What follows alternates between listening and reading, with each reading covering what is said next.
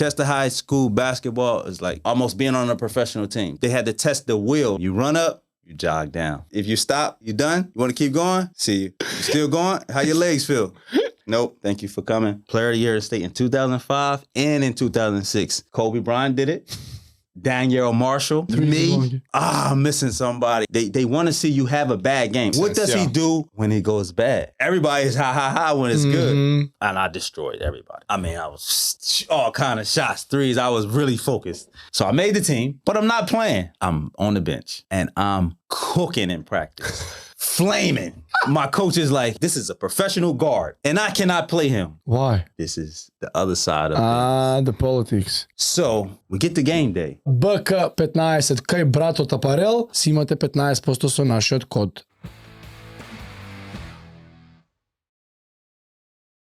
You're in a unique situation of being a player and part owner. Right. But that part owner is the thing that I kind of want to get more specifics. Okay, right. So please explain how exactly that whole deal worked out. So give us some details on that. So basically,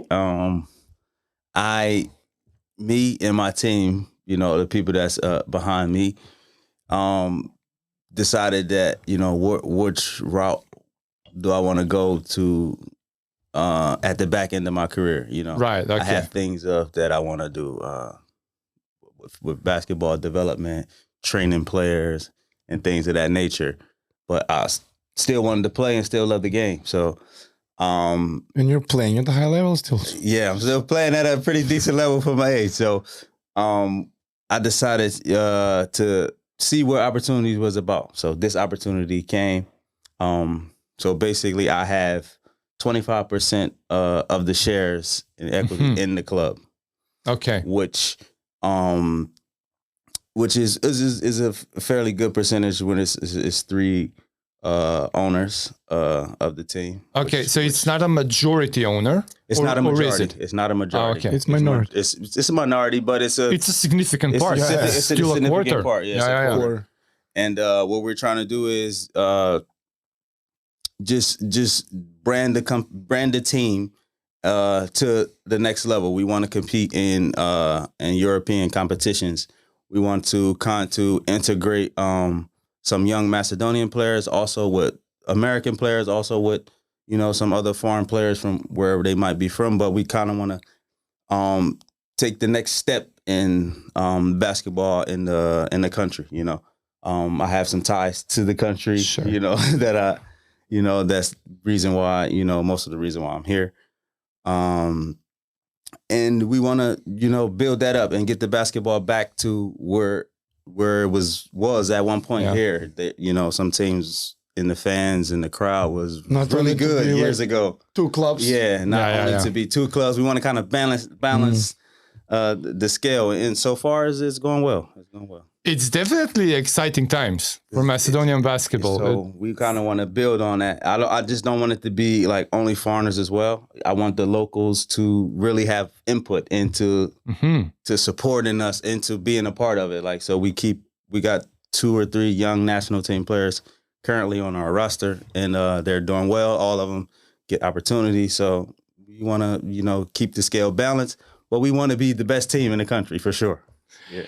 It's still a bit strange for me to kind of grasp the idea that you're also playing, which in my mind is a different kind of a contract, especially with a professional player. So the club needs to pay you, but then you're also an investor and an owner. So you're also paying yourself, investing money in it. So let's just say it's a big sacrifice. You have a bigger hand in the game. I have a bigger hand in the game, but it's also a big sacrifice because you can't overpay yourself. You don't want to underpay yourself. Right. Yeah. The most important thing is the club. So it's a really tough line. I'm new to it. I'm still learning. Right. I'm still learning. You're first to it, brother. Yeah, maybe There's only a handful in the world. Sometimes when I think about the game, I'm like, damn, I got to make some decisions as well. I need to talk to my other owners, the other guys on the board, because we have a board and we meet. You know, shout out to Nori, Burrow, they were big reasons of how I got into this. But I like it the way you're managing the club is like the NBA way, like the American marketing type. Yeah, we're trying to change the market. It set a standard. And you already started. I can see it on your posts. For us, first and foremost, we want to start, within, but we also want other clubs and stuff to kind of push the sport, push the sport up, because basketball unites. Sport unites. Yeah. All sport to me unites. So if we can start with ourselves, other teams may follow. We can have 1 or 2 clubs in European competition. Is good for the basketball in the country. And Absolutely. I'm a basketball player, so I care about this lane. I don't know much about other things, but I know that I can control the narrative and what I love and what I do, and that's basketball. When I first read about this kind of unique deal of the player being an owner, kind of has a share, has a percent of the shares, it brought me to, it's probably a crazy idea, but imagine if basketball was set up in such a way that every player actually has a percentage of ownership in the club. The whole payout would be different. The dynamics of how invested players would be in their game, because their success immediately follows the club's success. Exactly. So it's a completely hypothetical, but when I read about it, I kind of imagined a world. Imagine every player just has a certain given percentage of ownership in the chaos. club. It will be. That's an interesting take, by the way. Very interesting, because I can see something like that happening, but I don't know what league or when. But that will be pretty chaotic. Of course, but it will be a big accountability thing. Exactly. Everybody will have to take some accountability for their performance, for their approach to the team, to the game. It would be interesting. It could go 1 or 2 ways. Yeah. It could go very well because everybody is invested. The better the team does, the more my share rises. Look, the idea. So everybody would take it more personal. So it could go that way. Or some guys could be like, I'm gonna rely on other guys. I have to do the work. Take my percentage, but I don't care. I don't care. So you're right. That's the catch. If he like, okay, they doing the work, I'm just going to benefit in the background. There's going to be some very tight specifics in the contract. Yeah. So some guy be like, hey, he's not doing anything to help the club. So it's what is going on? The deals. Yeah. Give me more percent. Yeah, exactly. I want his percentage. He's not doing anything. Professionally, I'm in the IT world. Okay. And that's not such a crazy idea, especially in the startup environment. Market, yeah. I mean, a lot of times when you try to attract talent, that's what the company offers. Like, here's a stake at the company. You're going to be part of the beginning of the growth. So maybe the salary is not as big, but if you invest a lot, the startup will grow. And we know how startups can grow or flop. So either or. But they offer it to several people. But the idea is not so crazy. But transferring it to sport, I mean, that's where my mind went when I read about it. Yeah, that's not a bad take though. But it's just it could be tricky. If you have, again, like anything else, if you have 1 or 2 guys that just want to reap the benefits and not put the work in. He's now in the situation that you explained. I am. Like he has 25% of equity. Mm-hmm. Yeah. And he's only one player. The example you described was one big tech guy comes in. We don't need to have money to pay him, offer him equity. Mm-hmm. It's only one guy. No. No. In the IT, no. We're just hiring. They're not getting 25%. They're getting like 0.1, 0.2. It's very minimal. So you would have like a 50 team of the company. Those are the beginning, the starters. But their whole total might be 10%. So basically, you just betting on a big investor. Yeah. Yes. No, there's always huge investors. Yes. It's not equally spread just for the workers. No. Because even in the case of a huge payout, like 10 years from now, and we all began with 1,000 euros, but now it's 100,000 million. Okay, the IT guy might get a couple of millions, but the big guy, he got $1 billion. So it's not completely identical. But another thing that was interesting is your contract is a 3-year contract. Yeah. So how does ownership fall into being it limited to 3 years? So it's basically 2 separate contracts. Okay. So the ownership contract is one contract and the player contract is separate. Okay. So basically, after my 3 years, I will still keep the player ownership. contract is 3 years. Yeah, the player contract okay. is for 3 years. Okay, much more sense. It's basically like I will basically play my last 3 years of my career. If I decide I want to play more, I will play more. But at this point, I feel as though like why I can still play. Why help another club when I'm gonna help my own club? No, that makes much more sense. As a player, you have a normal 3-year contract. Yeah, but this is completely separate.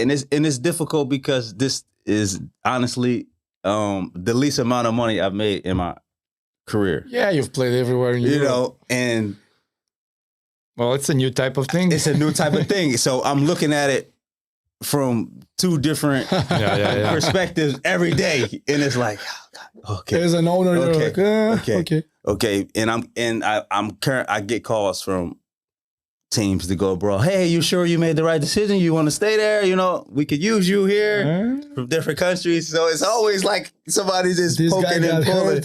Yeah, hey, come on, we get a 2-month deal. We go here, but I'm like, no, I'm sticking to what my vision is. You know, my vision is.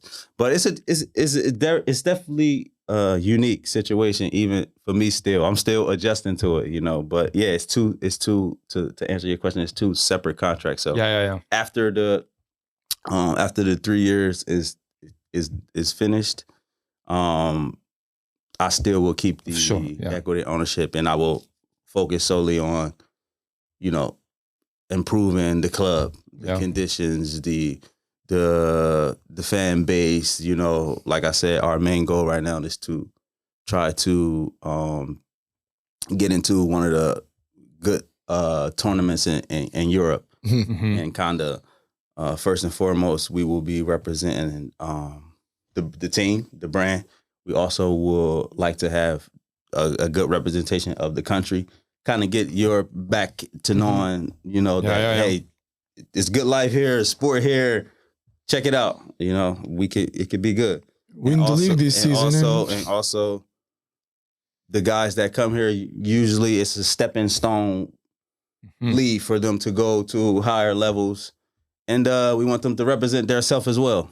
But, you know, that will be the third option. Hey, listen, these are the first 2 things we want to do. We want to be competitive. We want to set a tone. This is our style of play at TFT. And represent the team and the country well. And represent your last name, your family name, whatever, however you want to do it. So these are the 3 models that we trying to strive for. Cool. If you win it this season, that's the goal. You go to the European Cups next. Oh, that'd be nice. So that's the goal. Is there like a guarantee if you win, guaranteed to ABA tour, or it's contractual? Oh, obviously, if you win, you get the upper hand on the bids. You get to choose where. So there's still bids, but it's not like guaranteed, like in football. Let's say Champions League. I think I don't know the exact guarantee tournament, but yeah, there is a guaranteed tournament. So ABA 2 for sure. Nice. It's guaranteed. If you decide, you can opt out or you can opt in as well. Depends on the budget and Depends on the budget and stuff like that. And then you have the FIBA Europe Cup, which is a good tournament. And then you have Champions League, which is basically equivalent to Euro Cup. Maybe 1 or 2 teams from EuroLeague. A few teams from EuroLeague can, you know, probably fall to this tournament. That's like a second tier. Yeah, but in my opinion, it's the most up and coming, the best marketing, the new wave tournament that everybody pays attention to. Like it almost gets more or the same amount of viewership as EuroLeague. Really? Yeah, it's Basketball Champions League, which is the tournament I would like for us to go to. We're not in position for EuroLeague or Euro Cup at the moment, but I think Champions League is really ideal, for us. Let's get it. Yeah, and it's a really good marketing and everything behind this tournament. And I think it will also be good for the country if we can get on the main table, because they have a really big following, and they also go to each team and do a tour of the city. Nice. They pick a restaurant, do a dish. They pick a podcast. They pick a lot of things, and they show love to the city, to the country, to the team. And I think it could be really good for the basketball here. So Nice. that's the push. Yeah, as I said, it really sounds exciting times ahead. Yeah. But we have to go way back. Way back. You are, I think I read you're 36 at the moment. 36 years old. Well, let's go way back. Birthday is less than a month away. When did the whole basketball story begin for you? Travel back. All right. I'm gonna start where I'm from, because I'm from a very prideful small city. It's called Chester, Pennsylvania. It's right outside of Philadelphia, like south of the airport, maybe 2 miles. So you're East Coast. I can literally see the planes when I'm outside dribbling when I was young. But I'm East Coast guy, yeah. So again, Chester, PA. I started playing organized basketball at around 9 years old. Okay. At around 9 years old. I always played like outside with my friends. When I first learned, we had the crates, the milk cartons. Okay. The milk cartons. So we cut the bottom. Oh, not a real basket. Not a real basket. A crate. The crate. We cut the Gaiba. We cut the bottom of the crate, and we take a piece of wood. So we put on the telephone pole. We put the wood. We get some nails and screws, and we put the wood, and then we nail the crate to the wood. So we had a backboard, and then we had the crate. And we used to play. We played like a game called 105. So you had to score 105 points to win. But we had a 5-point shot. Okay. So if somebody shoot and you catch it and throw it in before they miss, before the ball hits the ground, it's 5 points. Okay. And then the regular buckets was 2 points. So everybody was trying to get the tip dunk or the tip slam. So that's how I started. But to even go back before that, my father played at a high school level, and then he stopped. My aunt, her name is Darrin Govens. She was a beast. She played high school, was a 1,000-point scorer, 500 rebounds. She's played in college, 500 blocks, 500, 1,000 rebounds, 1,000 points. So she's in a Big Five Hall of Fame, which is nice. All 5 Philadelphia universities combined. So she's in So where we from, that's a big deal. So she's in the Big Five Hall of Fame. So shout out to my aunt Teresa. She was a really good player as well. Did you get a chance to play with her? When I was young, just to play around and shoot like that. But you have memories of her actually playing with you? Not too many, a few. Okay. She was kind of slowed down a little bit when I was coming. Sure, of course, yeah. But a short story, the WNBA wasn't even out when she graduated. So after college, she would have been a first-round pick. But it was no WNBA. No opportunity. It was no opportunity. And it was only opportunity in European basketball, and she wasn't interested at that time. She would have been in the WNBA. Yeah, she would have been in the WNBA. First round. For sure. Wow. A few years later, the WNBA started. And she went for the tryout. She did good. She was in a training camp, but she said her body was just not the same. She took a 3 years break from basketball, like not even barely touching the ball, because there was no career after that. So you had to find out job, your living situations, and stuff like that. And thousands of new girls playing. Thousands of new girls playing, young age, fresh legs. Sure. It was really difficult for her. But so yeah, I started at 9 organized. And the thing is I love to play basketball, but I didn't like to go to practice. You're one of those guys. My dad used to, I used to know if my father was coming to, or one of the coaches, or come pick me up because they wanted me to be there. And my mom used to be like, it's almost time for practice. I'm out the back door, running, going to go find my friends, play with my friends outside, because I would rather play outside street ball around the neighborhood than to go to practice and line up on the line, run back and forth, slides and drills. I was like, we could go out back. I'm going to get fouled. I'm going to play hard. I'm going to do some fouling. So that was what I struggled with maybe my first 3 years. That's like, you remember the Iverson story? We're talking about practice. Yeah, you talking about practice. Talking about practice. But not a game. It was weird though, because it wasn't like I didn't like to play. I had a ton of energy. I loved to run and play, but it was just the concept that it was organized, It was just like I had to. And they start with teaching you playing defense. Teaching you this, teaching you that. And I was That's like, boring. Man, I'm going outside. I'm going through some crossovers, some dribbles. But then I started to, like it. I started to understand the importance of, learning the other guys around you, being a team player and stuff like that. And then my very first year, I was a all-star player. My very first year, skinny kid, ashy legs, running around. I was an all-star player. In the middle school league? So we have in Macedonia, we have youth clubs. Okay, we don't have like a school system play. I'm gonna get in to the that. US, it's a bit different, I think. So until I was from 9 to 14, from 9 to 13, you played a youth basketball league, and for ours it was called the Chester Biddy Basketball League. That's primary school. No, before primary school. We are in competition. From 6. We have a age group, so it's 3 age groups. You have 6, 7, and 8-year-olds play for a championship. There's already a league. There's already a league at 6, 7, and 8 years old. No, I think what Žarko is asking, it's not clubs. They're all schools. You're playing for the school. No, not at this age. It's a league. Like an academy? No. Like TFT has a child for kids? No, it's a basketball league. Regardless of the school? Regardless of the school. Okay.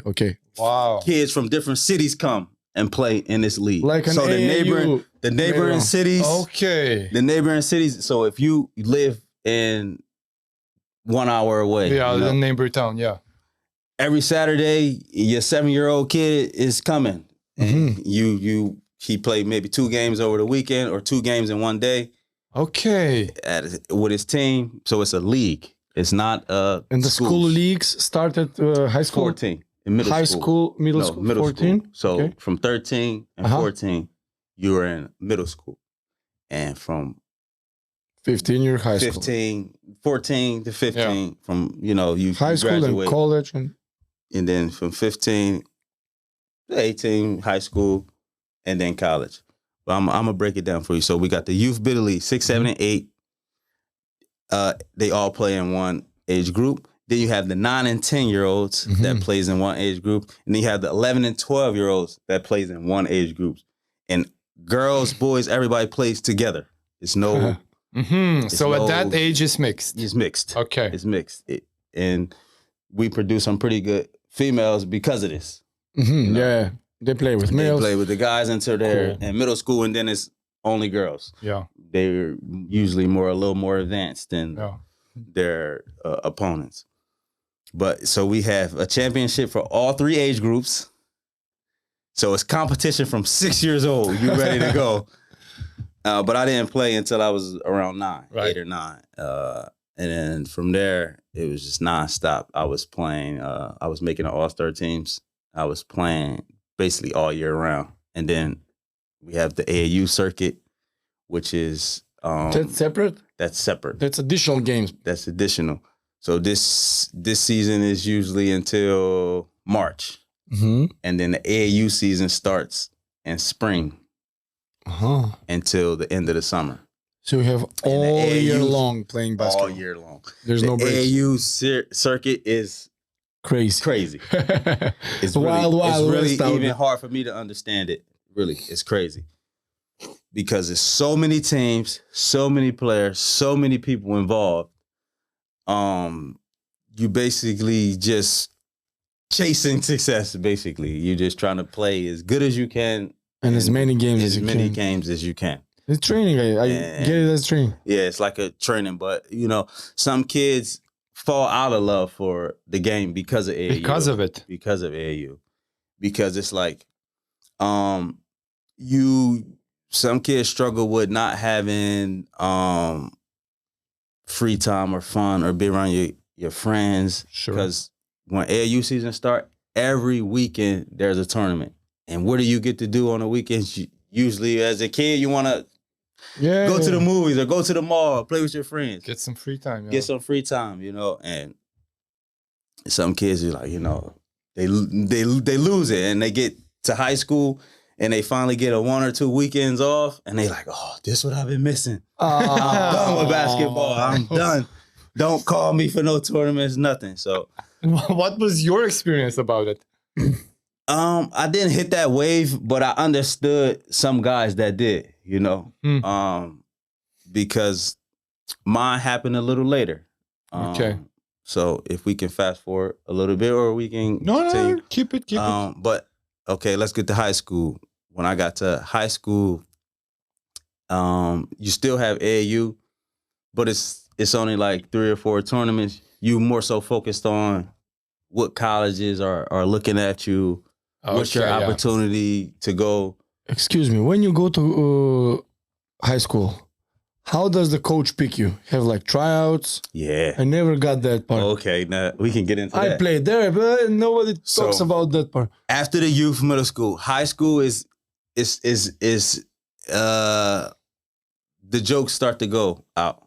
It's no, okay, yeah, he's only 14, he's only no. Oh, you mean it's getting serious? It's serious basketball. Now it's serious. It's like There's already selections going on. It's like you can't go home and tell your parents that you had 6 curse words thrown at you throughout the practice. Yeah, you know? Understood. When you get to high school, it's none of that. It's like the brother.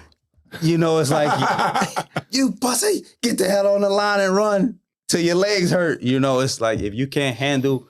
And my high school, okay, I'm gonna break it down. My city is very small. You know? Okay.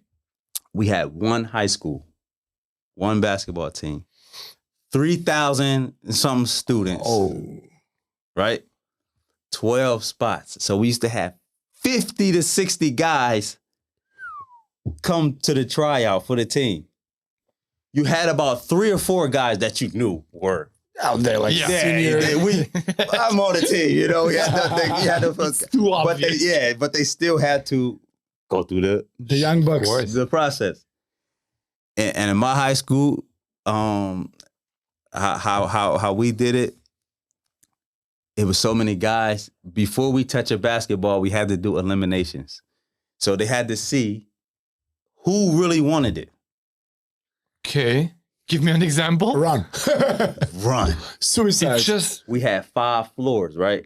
In our high school. In my high school, it's 5 floors. Oh, like the building. Like the building is 5 floors up, but it's a spiral stairs on the back of the building. Oh, and we would go to the day 1. They testing you to see your willpower. Day 1. From first floor to the 5th, you run up, you jog down. You run up, you jog down. And they coaches would just sit there with the clock. And they don't tell you how long. You don't know how many reps. Nothing. You don't know nothing. You don't know if this is the full practice. Oh, are we going to the court after? Is this practice? Oh my God! You just run how to pace yourself. And the first, and that's how they did the first day of cuts. The first, if you stop, you done. You want to keep going? You done. See you. Not making the team. Thank you for coming out. We appreciate it. You still going? How your legs feel? Nope. See you. Thank you for coming. And he could be a talented basketball player, but there was so many guys they had to test the will. Like Chester High School basketball is like where I'm from. It's like almost being on a professional team. So it does like have a high status. It has a high standards, high stakes. You have to really want it because you're in the city. You're treated like that. You know, everybody knows you. You play for the team. Yeah, it's the different whole if city there's couple comes of and schools. supports the games. So it was it's like a fraternity almost. It's like a standards that you have to set. In those times, how did your high school rank, like statewide or nationwide? So I was in high school in the period between 2003 to 2000. I graduated 2006. So in 2005, we won a state championship. So we was the number one team. So you're the number one state? Number one team in the state. Pennsylvania. No, my high school was the number one team in Pennsylvania. Yeah. Yeah, that's what I'm saying.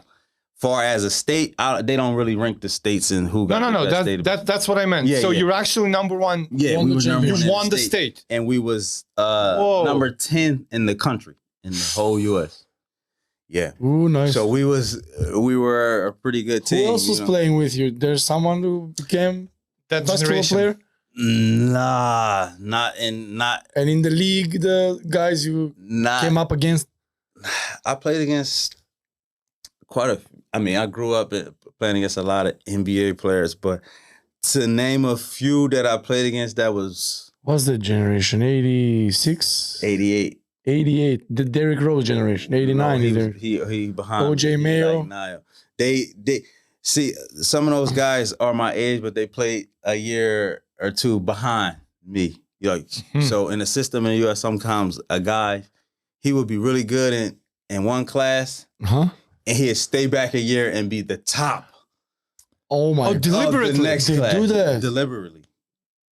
This is a thing. It's the first time I hear this. Yeah, this is a thing that happens. Yeah, I wouldn't say unfortunately or fortunately. They're like on their... Because some guys is very beneficial, and sometimes it's like, okay, this is a bit much, you know. But they're gonna repeat the year just to be on the top gun. Whoa! So they will do a whole nother year in the same grade and be the top of that class. So you're Michael Instead of Beasley, Derrick Rose, OJ Mayo. No, they all behind me. They all did. No, they're younger than me.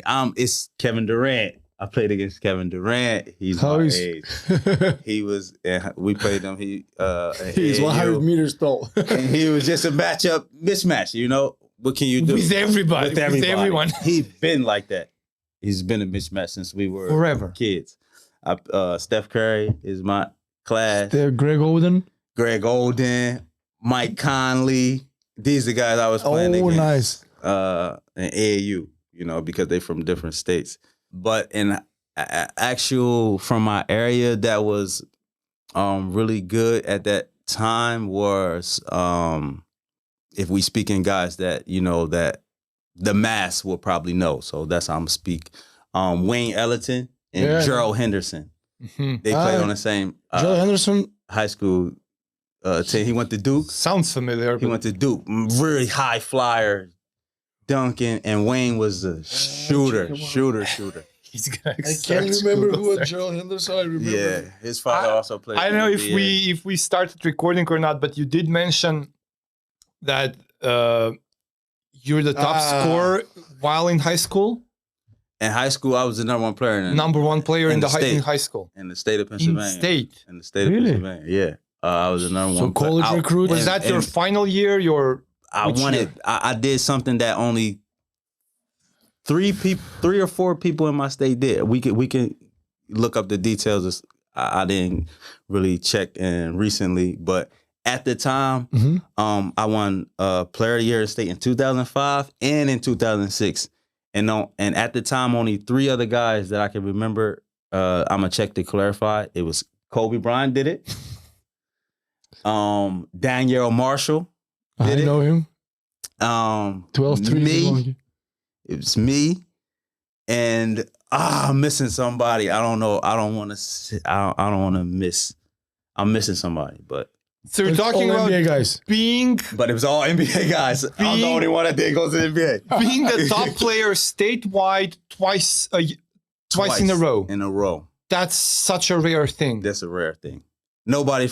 I mean, you're mentioning too Kobe many guys Bryant, did it. so Yeah, it that's Yeah, and I actually have the content of this, so we will see. We will see that so those good. details.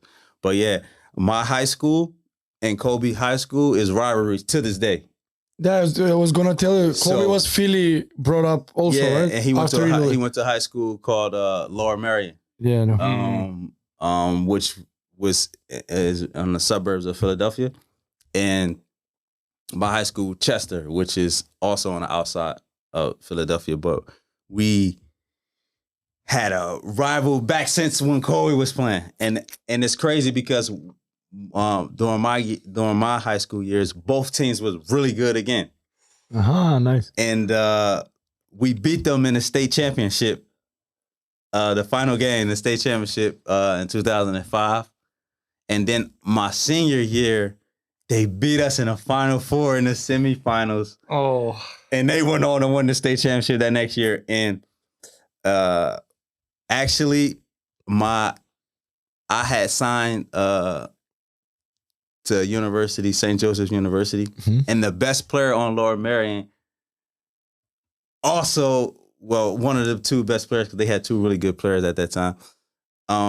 He also signed, and we was going to the same college, but we could not stand each other.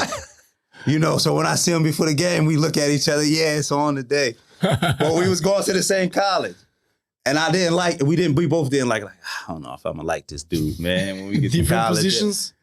You played different positions? we interchanged. He was a little bigger than me, One but or he two. kind of played. He can kind of play my position as well, Mhm. which he did a little bit as well in college.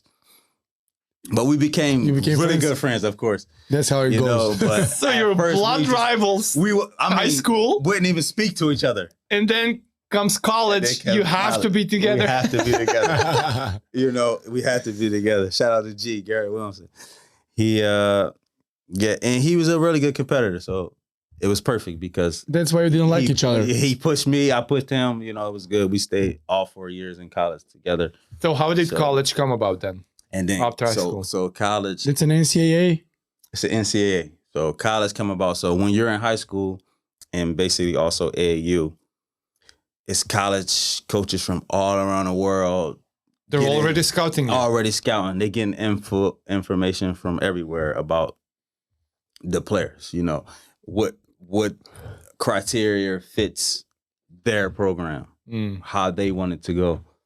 And then they recruit players based on that. Okay, they take a lot of things in consideration more than what people think. They check Social life, right? social life, You do have a girlfriend or no? I mean, not girlfriend just or no. game Parents, stuff. no. not just game no. stuff. Oh man, so much stuff. He invests in you. How do you interact with your friends? Mhm. How do you interact with your family? What Are kind you of a friend respectful? circle Are you you have? are you respectful to your? How do they check Are you those respectful things? to your mother? Mhm. Okay, After- that makes sense. After a lost game, how do you? How are you acting? How do you react act? outside of one game. after if you Go out and if celebrate. you playing terrible? How's your body language? How do you recover? They want to see you have a bad game. It's not Mhm. always about good. They be like, okay, I heard we about it. always saw him Yeah. play good. Yeah, okay, that makes What sense. does he do when he goes bad? What because- don't we know? What don't we know? Right. Because everybody is ha when it's good. Mhm. When it's bad, okay, show some emotion, but don't let it carry. We will see how far it goes. I've actually heard stories, players being recruited by their bad games. Yeah. Like they don't care. Okay, he's great, but he lost in such a kind of good manner and was respectful. Oh yeah. Like okay, he's a good loser. Yeah, it's a character because nobody ever won everything. Sure. So Um, were you actively being scouted? I was Recruited? I was being recruited. You have And to at the talk, time, the I guy was- comes at your house. Yeah, at the time it was, I'm gonna be honest. I was from, poverty city. For me, it was I ain't really paid too much attention. So I knew I wanted to go to college, but for me, it was just like Give me the ball. It was just like, yeah, what's up? You know, how you doing? I wasn't really too deep into it. And then I had my godmother. She's like, hey, listen, like, you know, you need to have an opportunity here. Yeah, you need to kind of, you know, tighten up. You know, focus on the next phase. You know, you have the ability to, you know, get free education first and foremost. And then, you know, you would play basketball outside of your city, because I was city oriented. You know, I'm prideful where you come from. I'm a neighborhood kid. I was happy that people from my neighborhood can see me play, cheer for me after the game. We hanging out, and it was like, okay, that's okay, but it's bigger than like a small town. It's bigger than that. It's bigger than being a small town celebrity. You know, and I started to think about it, and I just started, okay, you know, this is what I want to do. So I was being recruited, and I looked up to a guy from our city, Jameer Nelson. I know y'all heard of him. He's a great point guard. Orlando Magic. He went to St. Joseph University, the same university I went to. He went to Chester High School, also the same high school I went to. St. Joseph is also in Pennsylvania? It's in Philadelphia, yeah. So I wanted to stay home because, you know, this St. Joe's played and the 76ers played on the same sports channel. So really? you turn the channel on, it's either Sixers or St. Joe's. All my family, all the neighborhoods, everybody in the area can see you play. They can come to the game.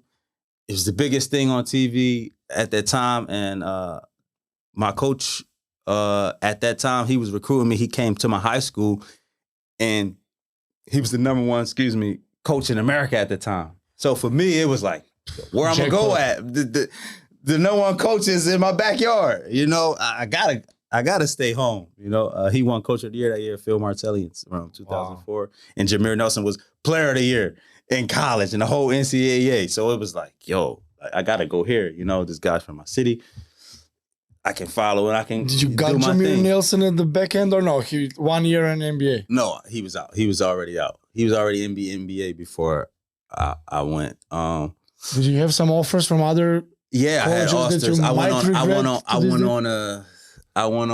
don't have no regrets, but it's always a what if. Yeah, always a what if. That's so I went to. I'm gonna tell you a great experience that I had in this process. So colleges, they calling. It's chaotic a little bit. They all playing, okay, we offer you this, we offer you that. It's a game, you know, you come here, you will for sure, everybody promising you something. Yeah. So I go to Florida State for, you get 2 or 3 official visits where once you go to the school, they can pay for it, because, you know, at that time, money and stuff, you couldn't really receive dinners. You couldn't receive anything. Yeah. So you get 2 or 3 visits where they can pay your flight, pay your food, you know, do all the little things to get you to come there, you know, have some girls walking around, and all kind of things just going on, right? But it's fun. It's an experience. So I take one to Florida State. Crazy school, but it's a football, you know, at this time it was more football school. So they bring us to a football game, but I had the golf cart with my name on it. You know, they go in the locker room, my jersey is already hanging up. You. Nice locker room, everything state of the art. I'm like, yo, I'm going here. You know, and I go to the Florida football game. It's one of the biggest. And that's mayhem. It's like 100,000 on the stadium. It's crazy. The tailgate, they cooking special foods. People there from 6 a.m. and the game is at 1. Yeah. Fuck. And they just having fun, drinking beers, just chilling out. And I'm just driving through on my little cart. You know, all the players got cars. We riding around. I'm like, bro, this is crazy. So I'm 16. I think I was 16 or 17 at the time. And my godmom was there. One of my cousins was there. And the player, you know, the coach tell the player, hey, take the young fella, you know, take him out, have some fun, you know, show him the college life. So I'm getting dressed, I'm getting ready, and my cousin's like, nah, come on, cuz we can't. I can't. I'm here. I can't let you go. You know, we here for business. So I didn't get to go to the party. I was devastated. but it was the right decision because I know what I was, I was getting into. But the game itself was a crazy experience. That was my first time seeing this many people. This type of the football game. The football game. Yeah, it was an American football game. Yeah. It was really insane. That's an experience that I would like for some people to see that they didn't. Because a lot of people don't know much about American football. It's kind of hard to follow. But this type of atmosphere was mayhem. It was crazy. Yeah. But Florida is traditionally more football fans, right? More football, yeah. Is So that the only was, trip you took? Like to visit that was the only trip college? I took. And then when I got back home, I was just like, you know what, man? I'd rather have my friends and family to come see the game and stuff like that. So it was more so. Plus, in Florida, things can go south. It was more It's so. already south. It was more so. Everything happened so fast. I didn't know my comfort level of going so far away at that time. To be honest. I was like I said, I was just a city boy. I was just so close to my town, my city, But it's not like the offer you had was something you didn't want. I mean, it's still the favorite college you want to go anyway. The best coach in the state. Yeah. And it wasn't a hard choice. The school that you want to go to are also recruiting you. Yeah. So that's The thing is, just the school I went to was considered. It's a small school. It was a private school. Small. Florida State was like a state school. I mean, it's huge. You know what I mean? It's people from all over the world. Everybody heard of Florida State. Yeah, everybody heard of it. So it was more like do I want to play the name game, the big name school, or do I want to go where it makes more sense to me? It fits me. The coach is the best coach at the time. I can learn as much as I can. And it was a good decision.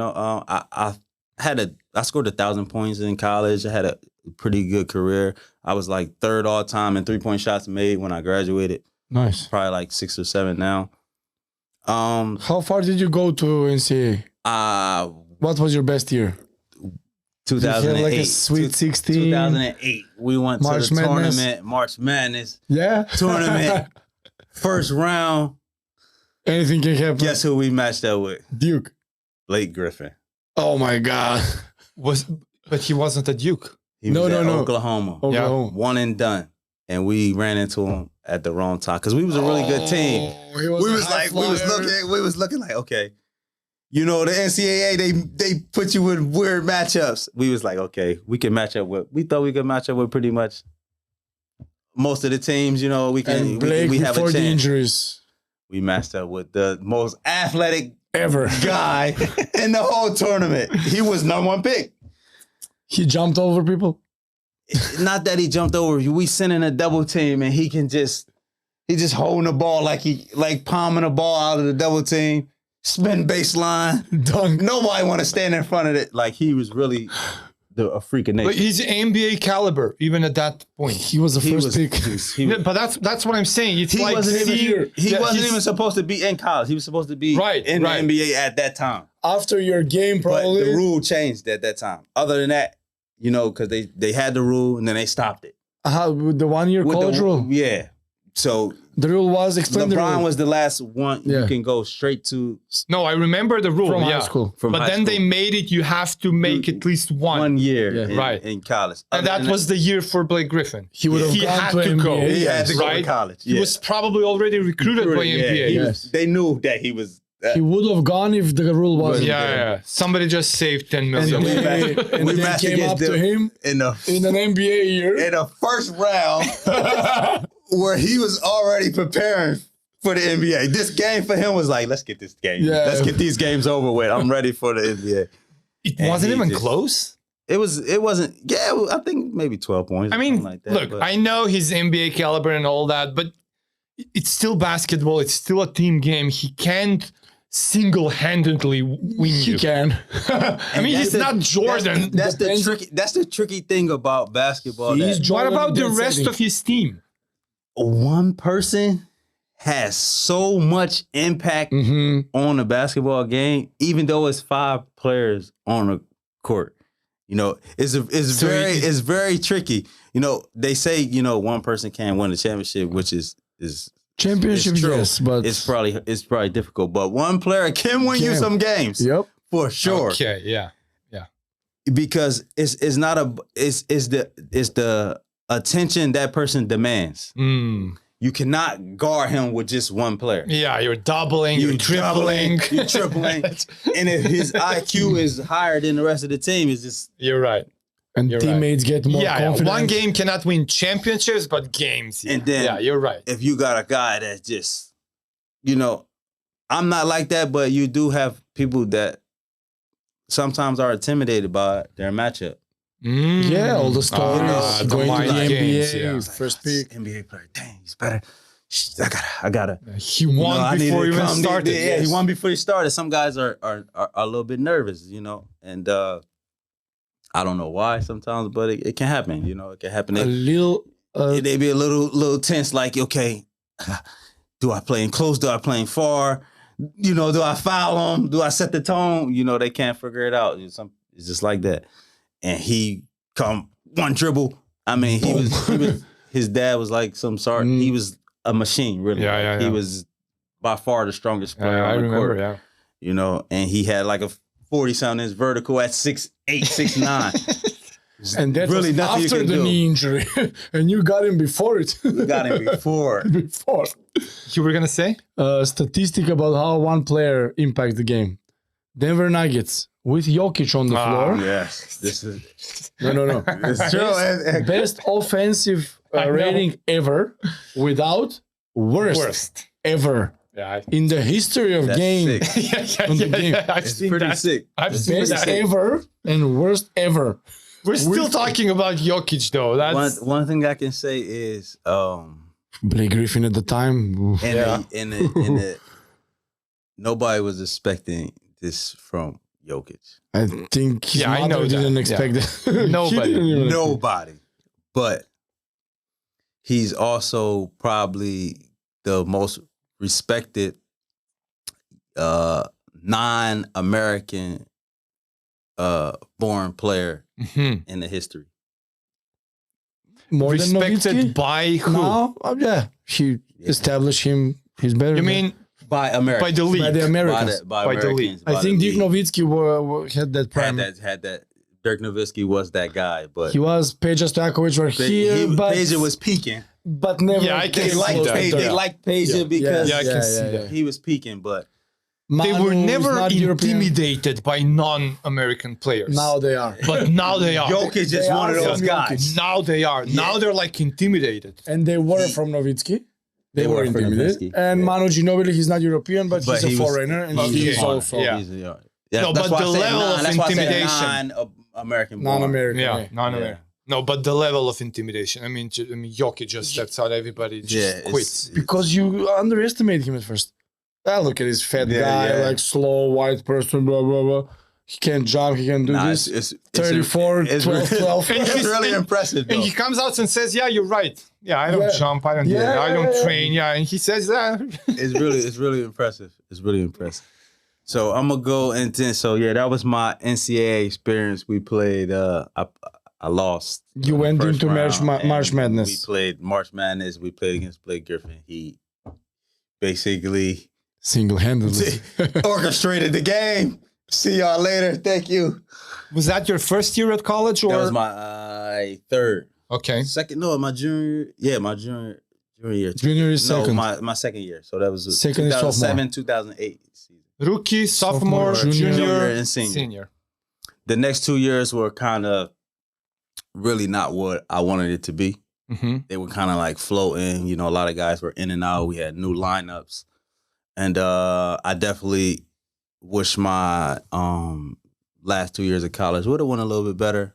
But especially my last year, I kind of just focused on we weren't really that good. So I was like, I just need to score the ball. I need to do the best to showcase that I'm a pro. I need to show people that I'm a professional. When was I have professional talent. that decision made that you go and go pro? Even if it's not Before NBA? before my Before college, it before was my senior year of college. I was before like, senior year. yeah. I mean, I knew I wanted to be a pro for sure. I wanted to be a pro always, from when I was young. You know, I But was like, I wanted to NBA be is a pro. always the dream. Yeah, NBA was always the dream. Like, but I realized that okay, I'm not NBA ready. You Okay. know, when I was in remember my junior year, I'm like, okay. One of my coaches and stuff, they used to show me film. It was like, you know, this where you need to be NBA ready. You know, and I was like, shit, I'm not there yet. What exactly made you realize that? What made you realize that you're not ready for NBA? Like, was it a certain aspect of the game? Was it just hours spent? What exactly? It was the mindset. When I watched film, it was the level of movement, the level of style of play, pace of play. You're talking about you're watching NBA film. Yeah, I'm watching NBA film. Okay. And I'm also watching guys that at my position in college that were considered ready. Ah. You know, and it's a hard pill to swallow. Sometimes you look at it, Yeah, you know, reality check. it's a reality check. You're like, damn. So I'm watching Steph run off screens, down screens, pin down. I'm like, damn, I gotta get in better shape. You know, it's little things that you like. I'm like, I can run like that, but this is another. I'm thinking I'm running. This is another level of running. You know, so it's a different level of training. Obviously, Wasn't college schedule tough? personnel. It training was wise? really hard. Really hard. Like This 5 a.m., 6 a.m. This is the hardest training I had in my life. Is College years? College years. In college, we train. The practices are really intense, really tough. Lot of running, lot of lifting. And you also got to take in consideration, they have to schedule this around class. So you will have weightlifting at 11. I'm gonna stop you right there, please. At what age Americans start lifting weights, basketball players? Because in Macedonia, there's the taboo, but sports footballers, basketball, they don't lift weights. If you're 14, 16, 15 years old, you're too early, too little to lift weights. Like 18 or plus, maybe. Please say it to the people. That's way too late. I know, but if he had more weight, if you say it because you've gone through the system. At what age did you start lifting weights? High school. Thank for you. sure. Thank you. If you're not lifting weights in high school, you're taking. But here's the thing: you probably have a weight room in the high school, or not? Yeah, we did, and when I was in high school, it wasn't usable. It was just a few weights here and there. We didn't really. So you're going like in a gym to going weight? in the gym. So you're in high school. I'm in high school and training basketball and I'm going to lifting the gym. weights in another I'm gym. lifting weights. You'll have like my older cousin made me go lift weights. Sometimes people make you or something, but as far as what we did in practice, when I was in high school, we didn't do much weights, but the body weight stuff we did was brutal. But in college? Wall sit in high school. No, but in college, the weights was crazy. Like Olympic style weightlifting. Yeah. I mean, I know. Deadlifts, hang cleans, pull, basically CrossFit style. Yeah. Training from the day summer, one. from day one. The first day is not basketball, it's track, weights. And it didn't mess up your shot. Pool. That's the taboo. It's gonna mess up your shot. Mess up your shot. Go shoot 1,000 a day. We'll see if it messes up. Yeah, that's what you shoot reps for. That's what you stretch for. That's what you massages for. These But again, things are it for carries more weight if you tell it instead of me. Okay, I'll tell it. If you're not lifting weights at 15, 16 years old, you are done.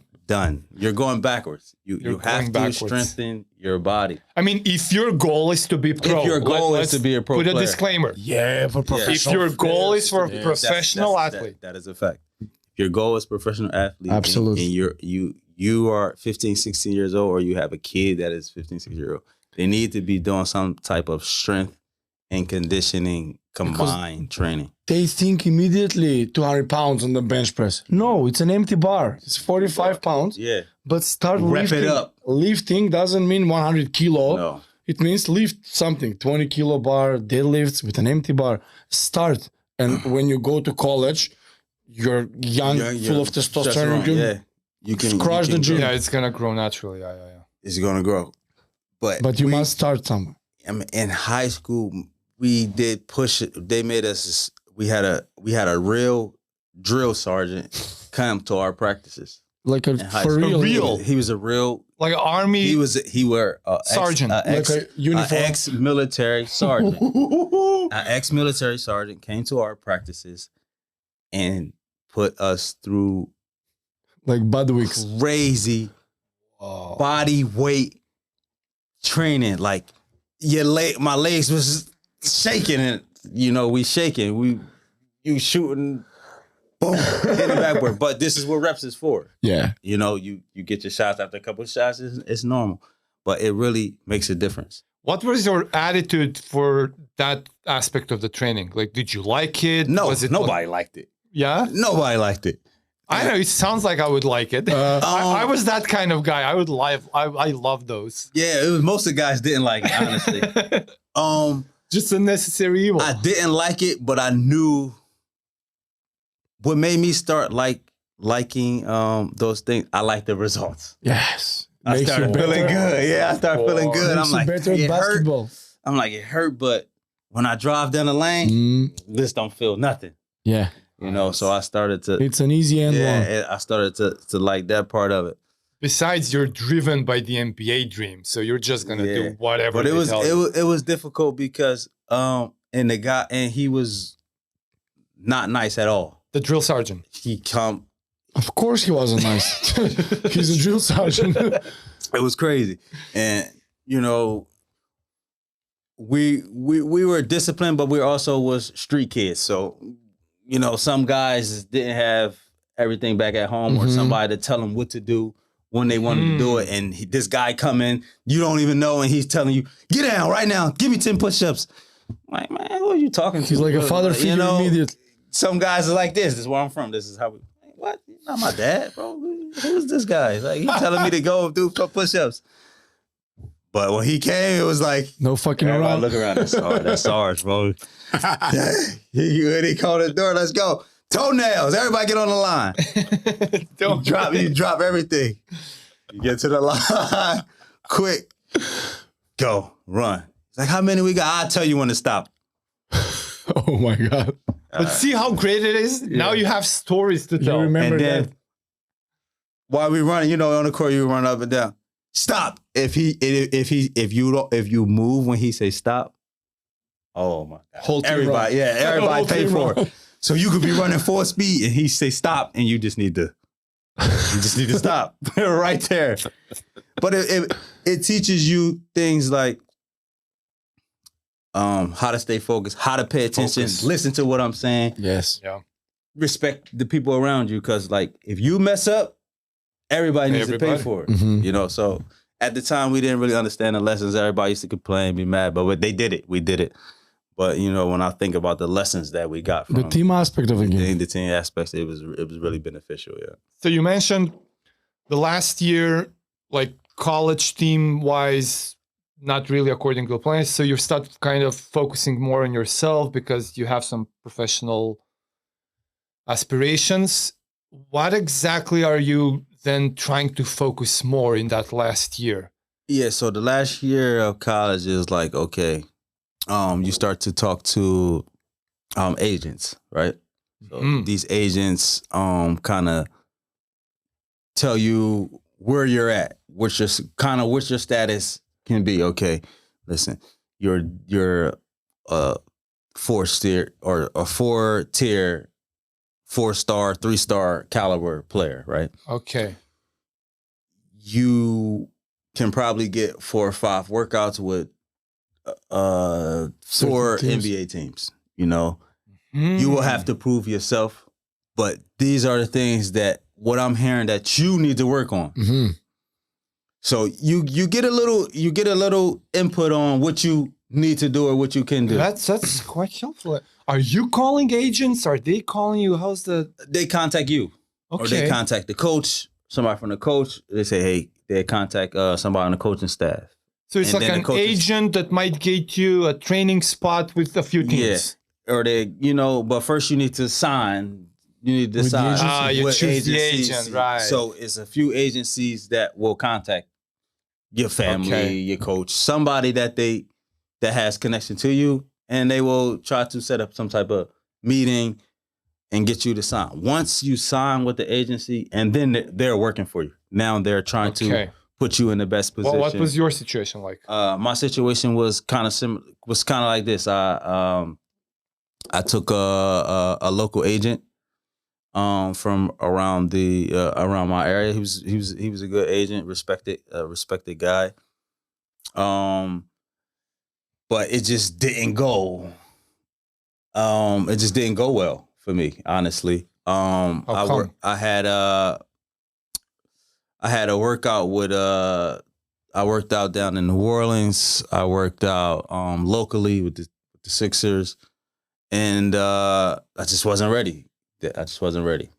Like, And my game changed. It didn't really show. I was more so in college. I kind of transferred my game. So I was in high school. I was more speed. I was playing fast. I was fancy layups. I was like I had a little bit of everything. In college, the criteria changed. I couldn't really be a showsman like I wanted to. It was more like, you don't need to hold your hand so much after the 3-pointer. It was kind of more discipline. Mm-hmm. And I kind of lost my swagger, I would say, for the game. I still was a pretty good player, but when you think about it wasn't you. When you think about the next level, you also have to take in consideration the entertainment part. Yeah, sponsorship deals. What attracts the audience. What they like, what the audience like. And I kind of knew that, but I also didn't want the image of, oh, this guy's not listening. This guy wants to be this, which I still got anyway, most of the time. So I was like, damn, I should have just done what I knew. I should have just did my thing.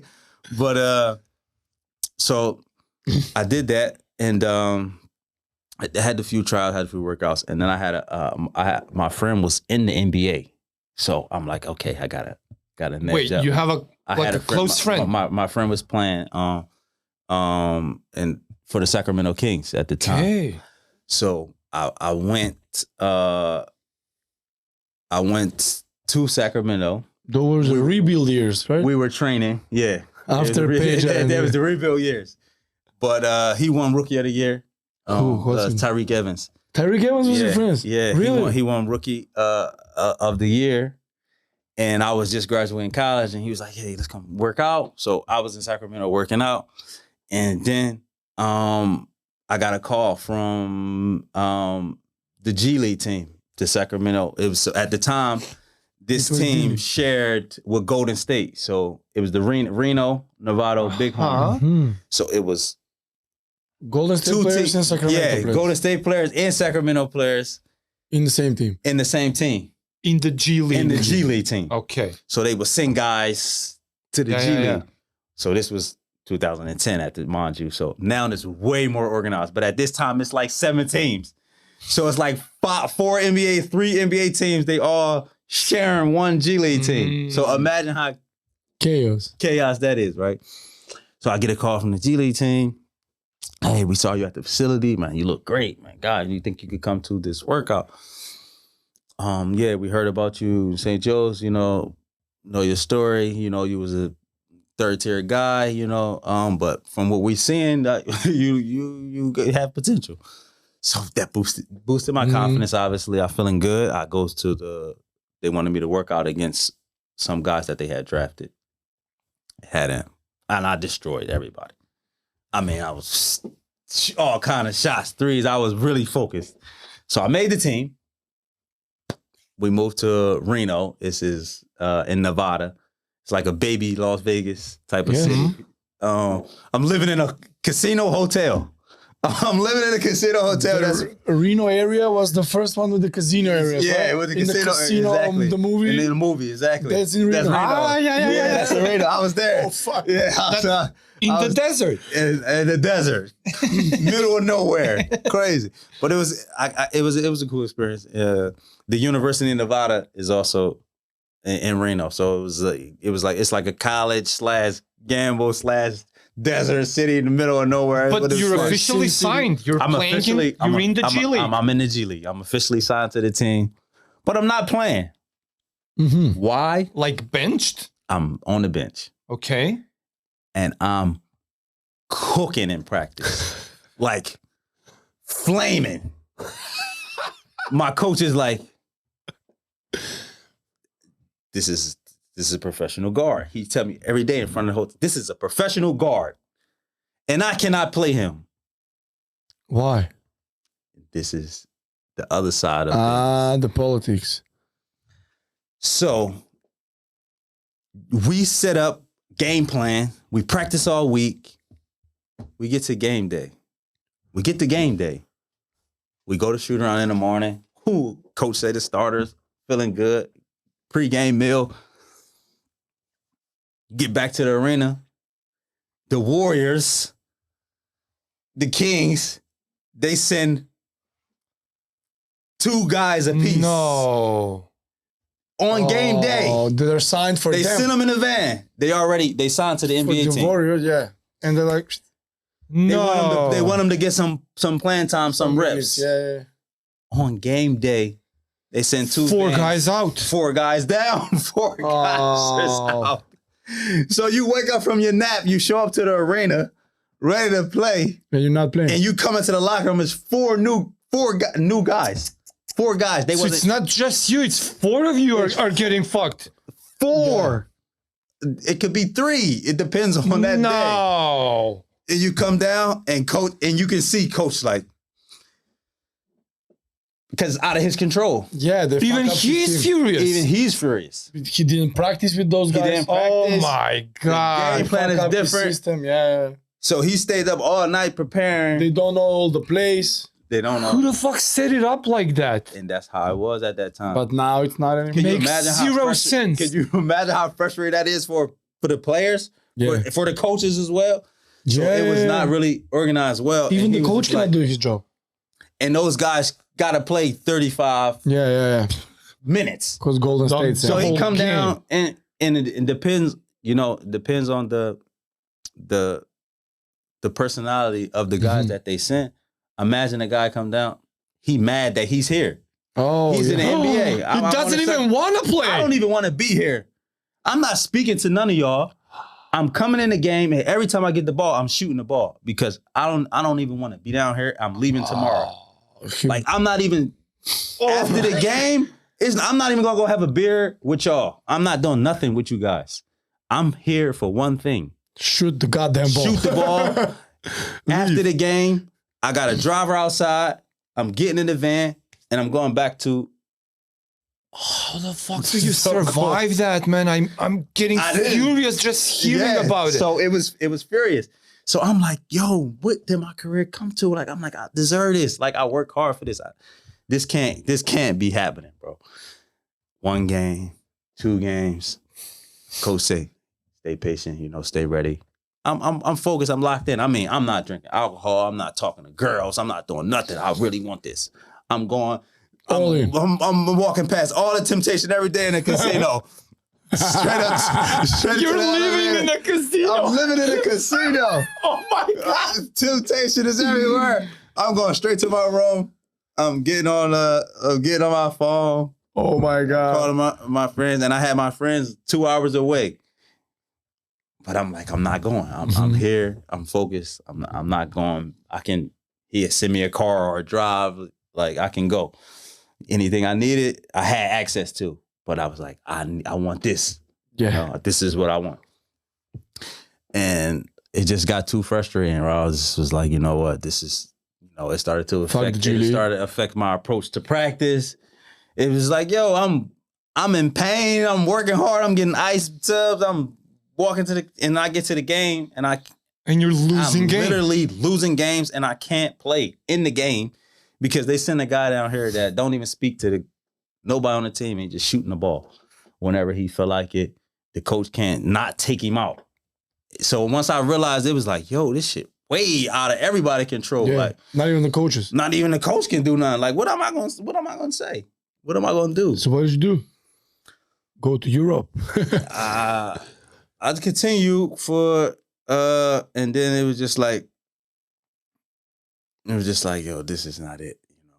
And I got released like right around Christmas. So around Christmas, this where my life got kind of Like a few months? a few months. Uh-huh. So I was there from August to December. And this is where I was like, you know what? This was that adversity hitting. I was like, I'm done with basketball. Like, if this what it is, I'm done. I'm done. I'm cool. This is the first time in my life that I had no obligations. Mm-hmm. You were First time in my life where I didn't have schedule. AAU, I didn't have college program schedule. It was solely what you want to do now. My homie was in the NBA, obviously. He was in Sacramento. He was like, bro, just come down here till you figure it out. And I was like, bro, I'm going home. Flew home. And I was depressed, bro. I was depressed for how long? like a month. You didn't do nothing? Imagine, a lot of guys go through this. We put everything into It's whole life. I know. the basketball. Put everything into it. I didn't know anything else. Mm-hmm. I didn't know how to do many other things besides maybe gamble with my friends or, you know, hang out, just bullshit, you know? And I'm in a point where it's like, damn, like, what the hell I'm gonna do, bro? Like, my money running out that I got from college. Besides, it's not like you're 30. You're still like 22. I'm 21? 22 years old. Yeah. And I'm like, yo, I got a college degree. Yeah. And I'm like, But you don't So- want to do that.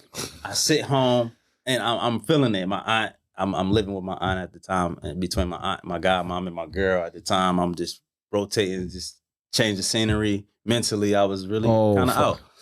So I'm like, damn, what I'm doing? I'm still working out a little bit, but not really at the level that I was. Not with intention. Not with intention. Just not to look Good. bad. Good. You know, I just don't want to look bad. I just want to Go break Yeah. a sweat. go break It a was enough. sweat, bro. So, about a month go past, where I'm totally really doing nothing, just laying around, being a potato. I'm like, what's wrong with you? Like you act like it's the end of, the end of the world, man. You're a successful 1 month player. ago. you got a lot of things going for yourself, I'm Who's like, saying yeah, you this? My aunt was saying this to Is me. that 'Cause the... that was the one. That was the player. The player. Okay. The player. And so just to go back a little bit, I chose the G League situation over coming directly overseas because I had the opportunity to go to Germany directly from college. You had some calls already. I had an opportunity, and I'm like, nah.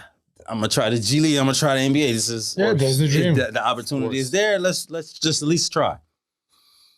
Europe can wait. And then, so the kicker to that was, now I'll try to go back and, hey, what's up with that job in Germany? What's up?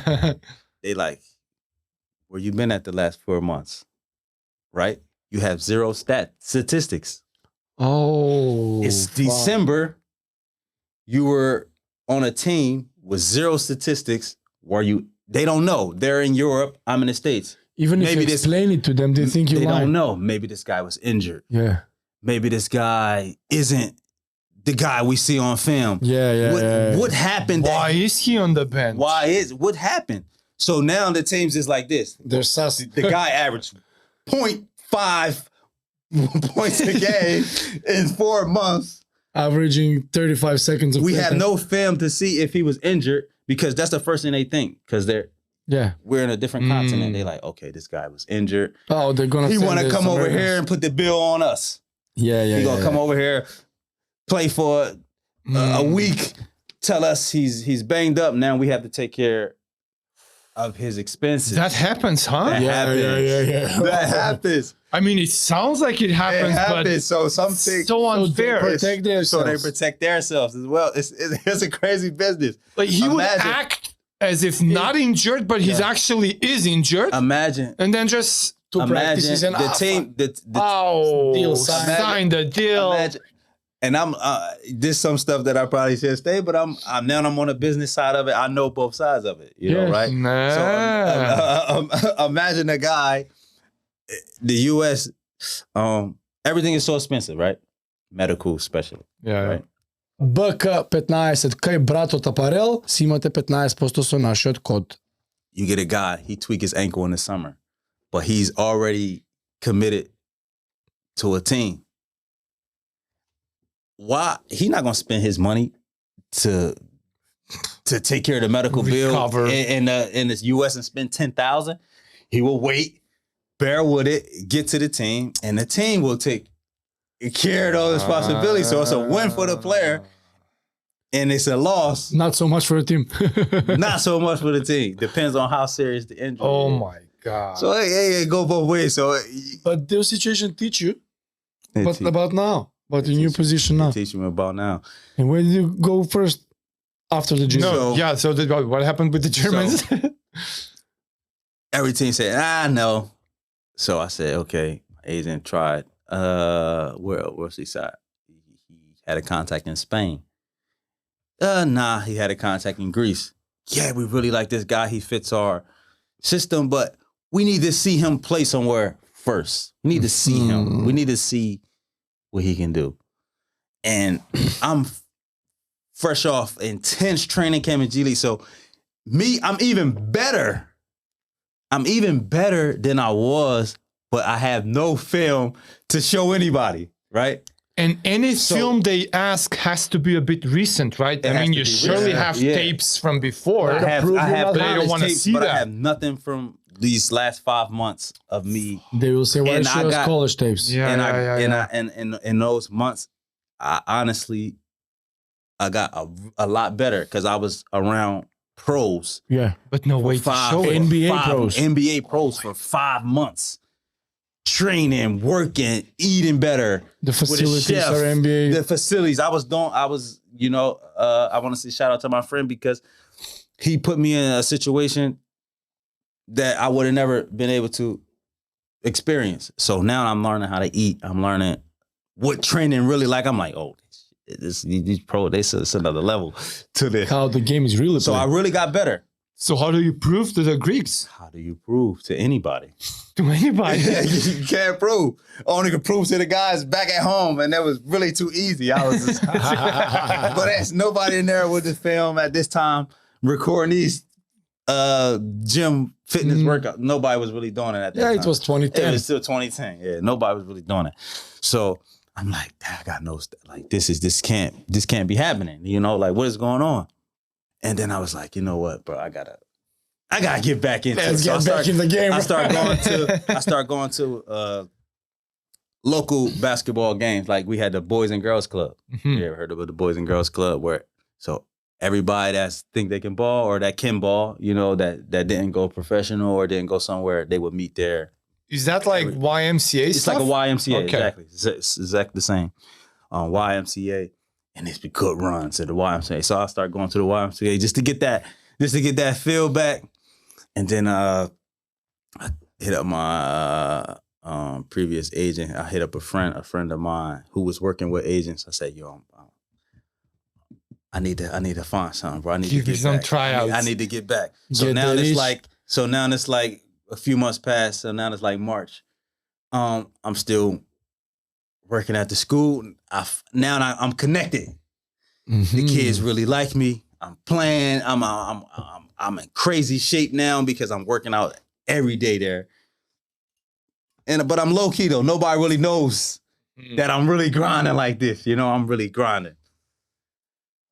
So I find my friend who works as an agent and was working with an agent, Ray Strickland is his name. That's my guy. He looked out for me pretty much throughout my professional career. Made sure I didn't stop you know, and had the opportunities to keep going. Once he connected me to somebody, so I got a call. I got a call from Iceland. Iceland, right? So he like, listen, that's all we can do right now. You know, you got a full year with no basketball. Yes. Got a full year with no basketball. And if they do their homework and find out you were working, fuck. Which is good for you because you made some money, you did a good deed, you know.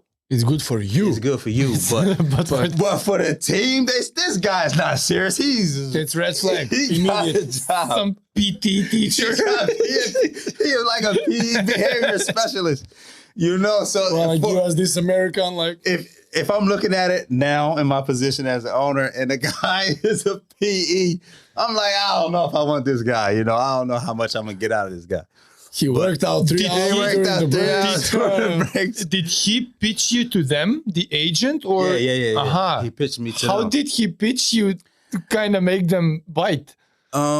Because financially, they was like, okay, Okay. this guy. They looked at my history like this guy was the #1 player in the state. Oh my God, like what happened? You know, okay, the G League, okay, we know a little bit. It can be tricky. Mm-hmm. It can be tricky in the D League. Maybe this guy just needs a chance, an opportunity. Okay. And what they were paying me, literally, I could make that in the neighborhood, like doing anything. But and that kind of almost made me not go. So he was like, yeah. But this was the video you were missing. He told me that last 1 year This highlights. was the video I was missing. Of the highlights. I had no proof that this was the proof. I still wanted to play or I still could play at any level. So are you looking at this now? now Okay, I'm this is 23. gonna be my year to make some highlights. Exactly. I was like, I didn't want to go. Honestly, I didn't want to go. I was like, I took it as like a disrespect. You know, I'm like, all this I did, they gonna give me. I was making $1,000 not even euros, a month. So I'm like, they gonna give me in $1,000. Like Iceland is expensive. I'm like, they gonna offer me $1,000, bro. What the? So I was like, okay, you know what? It's cool. I'm gonna kill everybody. Like, if this where I gotta go, this way, I'm cooking everybody. And that was my mindset. Like, nobody can stop me. I'm not letting nobody stop me. I'm gonna just go handle this. But I don't know nothing about Iceland now. Oh fuck! Now I'm on Google. I'm doing I know nothing. It's frozen. So I'm like, okay. It's in the name. Greenland is ice. Iceland is just cold. I was like, okay, I can do it. It's not a whole bunch of ice. Which was not true. But it was... But it's very beautiful. Very beautiful.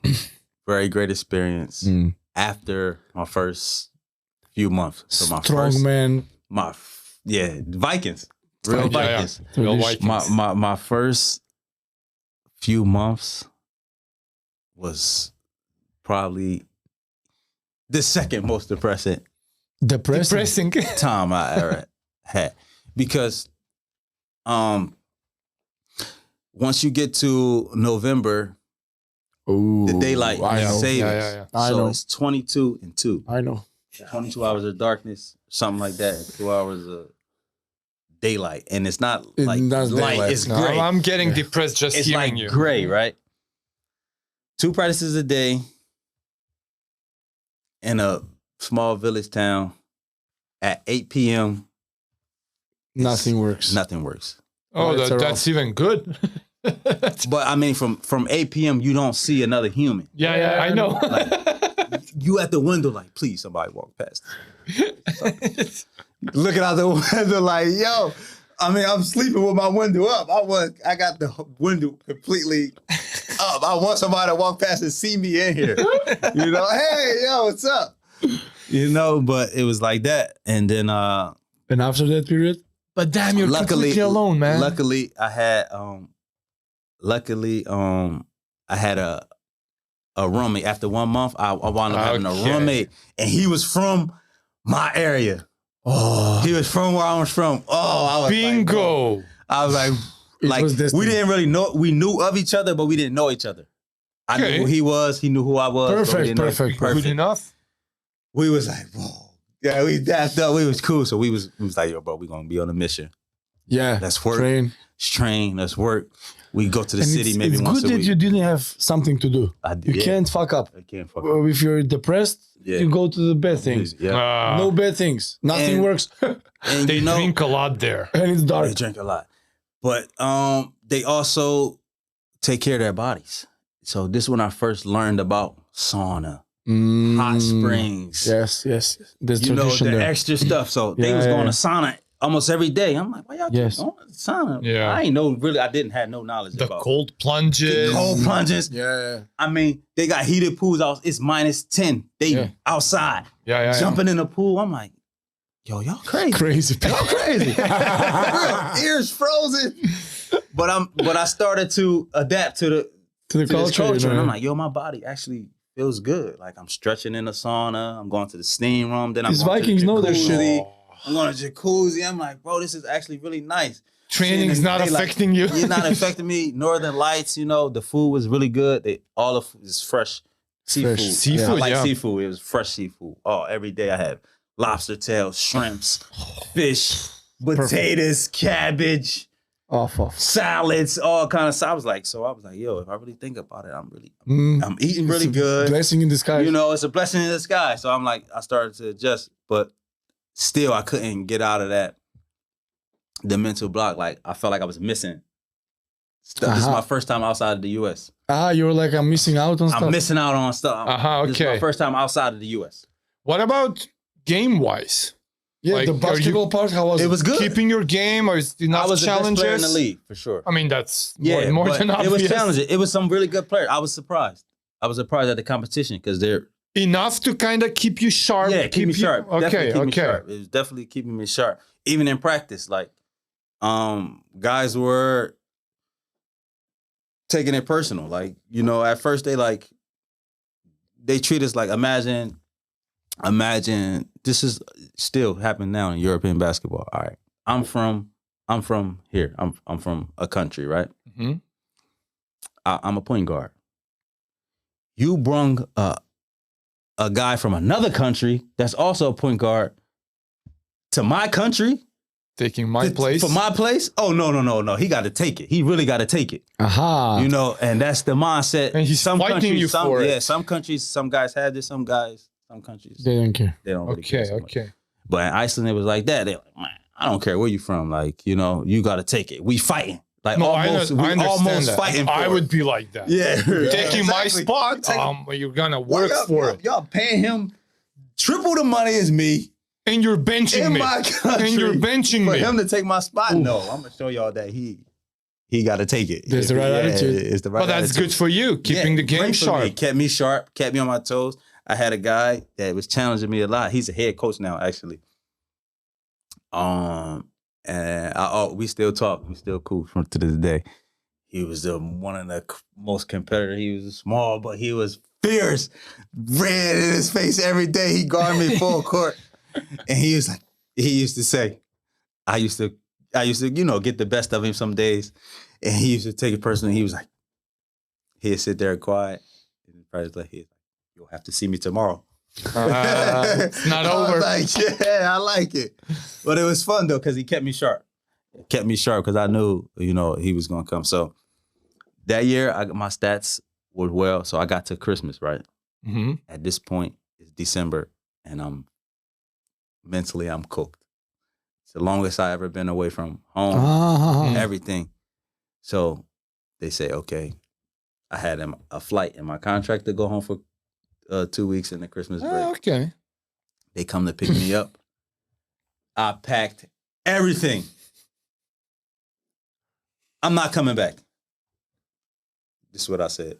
That's your That was my mindset. I'm not coming back. It's over. I'm done. Like, I made up my mind. All my stuff is packed.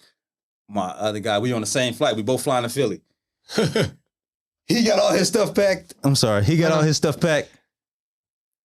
We're not coming back. We made up our mind. So they like, oh, you know, is there anything we could do? You know, we need to. Oh, you're telling them. I told them I'm not, they see all my luggage. I got all my luggage. They like, oh, what's going on? They call the agent. The agent calling me. I'm at the airport. I'm declining. But you're breaking the contract, right? I'm breaking the contract. It's a 1-year contract. Yeah. So I'm breaking the contract. So for him, it's bad. For the manager. For the manager, it's not good. You know, Of course. his contacts with this club can be damaged because I put the club in a bad spot. But I'm thinking selfish at the moment. Okay. I'm like, bro, I can't do this, bro. I haven't seen humans. I haven't seen a black person. You know, I haven't seen a black person or nothing. I'm just here. You know, so it was like that at that time. And I'm like, yo, this is tough. I get home and I'm like, I called the guy that was my teammate. I call him. He said, bro, you getting ready now? We gotta go back, bro. We gotta go back, bro. We gotta finish this journey. He said, I'm not going back for sure. I'm not going back. I'm like, bro, I gotta go back, bro. I gotta go back. He didn't come back? He didn't come back. He said, The roommate? The roommate. I said, bro, we gotta go back, bro. Let's finish it out, bro. He like, bro, I can't, bro. Like, I had a great time, bro. I really fuck with you, bro. I like you, bro. But I can't.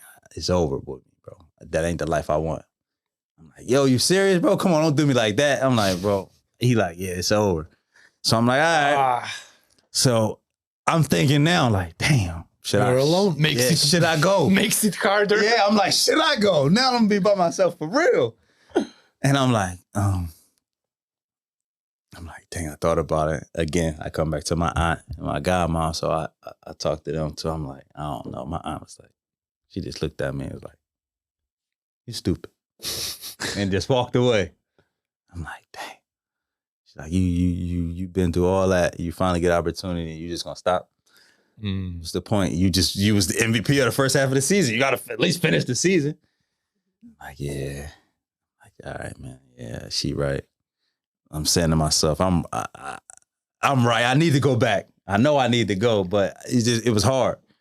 And I said, you know what? So time to go back. The day comes. I call the guy again. Yo, I'll see you at the airport.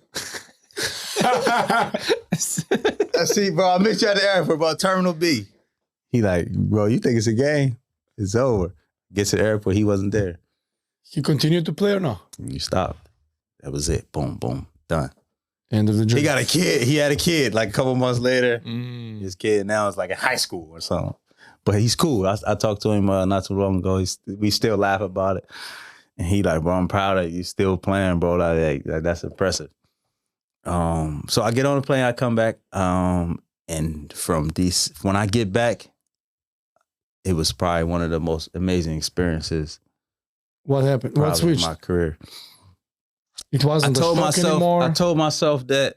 The mindset. I told myself that, you know, when I'm going to another country, I need to adapt to their environment. This is their country. I'm trying to be everything America in another country. It just don't work like that. So I started to hang with my teammates a little bit more. Just go with them places, do stuff with them. Yeah, the local. Local shit. Just to figure out the local environment, try new foods, you know, stuff like that. And and I saw the other side. You see the other side of how genuine they really are, you know, what they really care about, what's important to them. And they had my back through it all, you know. So we started to go to parties, and I was going to Reykjavik sometimes. All Scandinavian girls crazy aren't too bad. in Reykjavik. Was really fun time. It was really fun time. It just was cold, obviously. Yeah. But it was How did amazing. you finish the season? Finished the season. We lost in the championship. So you got the good. But that was highlights. there. But the kicker was, that was the team's first year in the first division. So I was a gamble player. I just happened to be what the budget needed. And you brought them to the finals. And I brought them all the way to the finals. To this day, I'm kind of like a legend in that. And it's in the small towns called Thullesepp. Shout out to Thullesepp. Yeah, nice. I'm like I can go there to this day. I can go there. Crazy, man. Literally with a backpack, and somebody will give me a place to sleep, food. I will be able to use the gym. You know, I wouldn't need anything. Like I can literally go there with a backpack and then be okay until they would ask me, you know, what do I need? Do I need a job? What, you know, they will really put me in a position. You know, realistically, to make such a big impact in less than a year. Yeah, it was crazy. That's kind of a big thing. I mean, first year in the first division, we went to the finals, and I was bringing crazy intensity every day to training, every day to practice. Some arguments and stuff like that, but it was the will to win. You know, it was just like, yo, if I'm here, let's do it. If everybody's happy and kumbaya. And then from that moment, my career just kept going forward. So the next year, I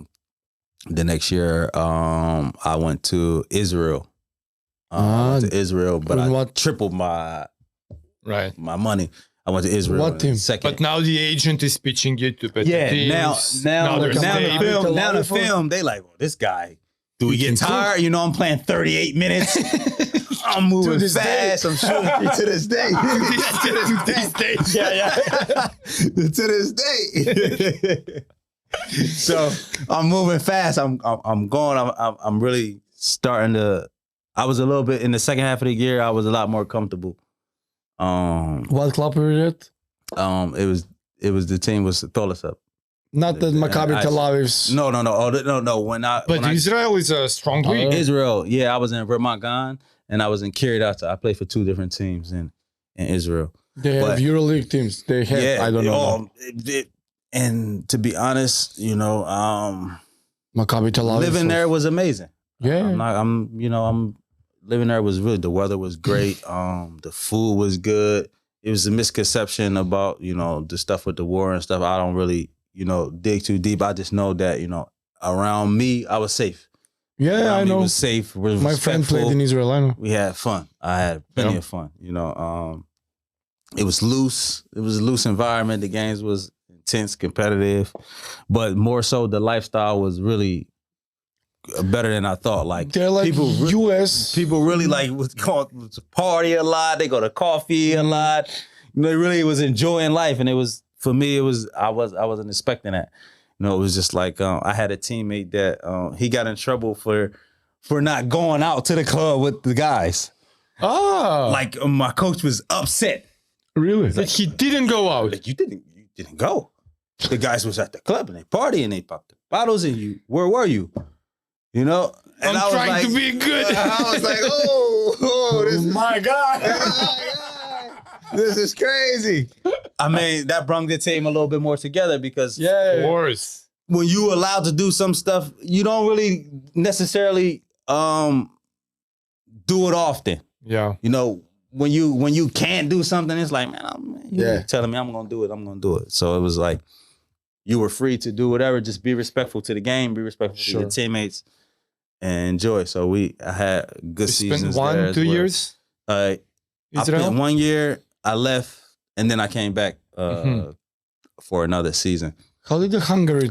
So I'm gonna go to that next, right? And I'm gonna go back. I'm gonna tell a story about Iceland real quick. One story about Iceland. Sure. So I had a really bad car accident in Iceland. Really? Right? Yeah. So, you know, Iceland is Iceland. You know, it's in order to get to where I lived, in order to get to the capital city, which is Reykjavik, you had to go up a real mountain, like literally drive up the mountain and then drive through the mountain. They keep it plowed and paved and stuff. So I had an older car. They were supposed to change the tires for the winter tires, but the winter tires didn't get put on yet. I didn't know. This is my first time outside of Europe. I didn't know, right? So I decided that I want to go to the city in the middle of the night at 11 o'clock after practice. I was with summer tires. I was sitting in a. We had a game. We won. I came back. I'm home. This was I'm home. I'm like, I told myself I was gonna start doing stuff. You know, I was gonna start getting out a little bit. So I said, you know what? I get dressed. I'm going to the city. A couple people text me like, hey, we're in the city. A couple guys. Cause at this time, only thing you had was I think Instagram was just getting started. So nobody in Iceland had Instagram. I think we had Facebook, Skype. That would be usually 2010, 2011? 2011, 2012. Yeah, it's just the beginning. So at this time, Maybe Americans, Facebook. like now, guys don't really interact as much as they used to. But at this time, this all we had. So other Americans from other teams, we would, hey, what's going on this weekend? So people would actually, even when we was on other teams, we would kind of meet up at certain places. You know, and you also had girls that played basketball as well that was there. So usually we keep the Americans, like we kind of keep everybody's spirits up because it was kind of tough. So we were like, because you're in Iceland. Yeah, we meet here, we meet there, and it was like this in a couple countries. But at this particular time, I was like, all right, I'm gonna go meet them in the city. But I'm really not that kind of person to be that. You know, I'm kind of lonerish a bit, but I can be social. You know, so I was like, all right, let me get out. I get in the car. I'm driving, and I'm just cruising. I got the cassette. You know, you still had to put the tape thing in. So I'm driving, and I'm on my way up the mountain, and I start swerving a little bit. Maybe I was going decent speed. I wouldn't say I was speeding. I was definitely not speeding. I was going a decent speed. I'm like, yo, the car starts shifting, like kind of fishtailing, and I'm trying to hold it steady. I'm trying hard to hold it steady, and I just spit out. Oh, fuck. And I'm on my way up the cliff, and the car the back tire hanging off, and I go down. Boom, boom, boom, boom. I'm spiraling 5 or 6 times. I'm in a car like this, and I just spiral down, and the car stopped, and all I'm feeling myself. All I hear is the horn. Flashing lights. It's pitch black. I cannot see my hands. I cannot see nothing. Blood. I taste the blood. I can taste the blood coming down my nose. Got 2 black eyes. The airbag bust my nose. So I got blood just coming down my face. I can't feel my left hand. I had a piece of glass all the way down in my hand. So I'm like, why can't I peek? I'm peeking. And the glass is like sticking out of my hand, so I can't touch it. Oh! I got my laptop, I kick the windshield, and I climb out the car. And I'm just... And where are you?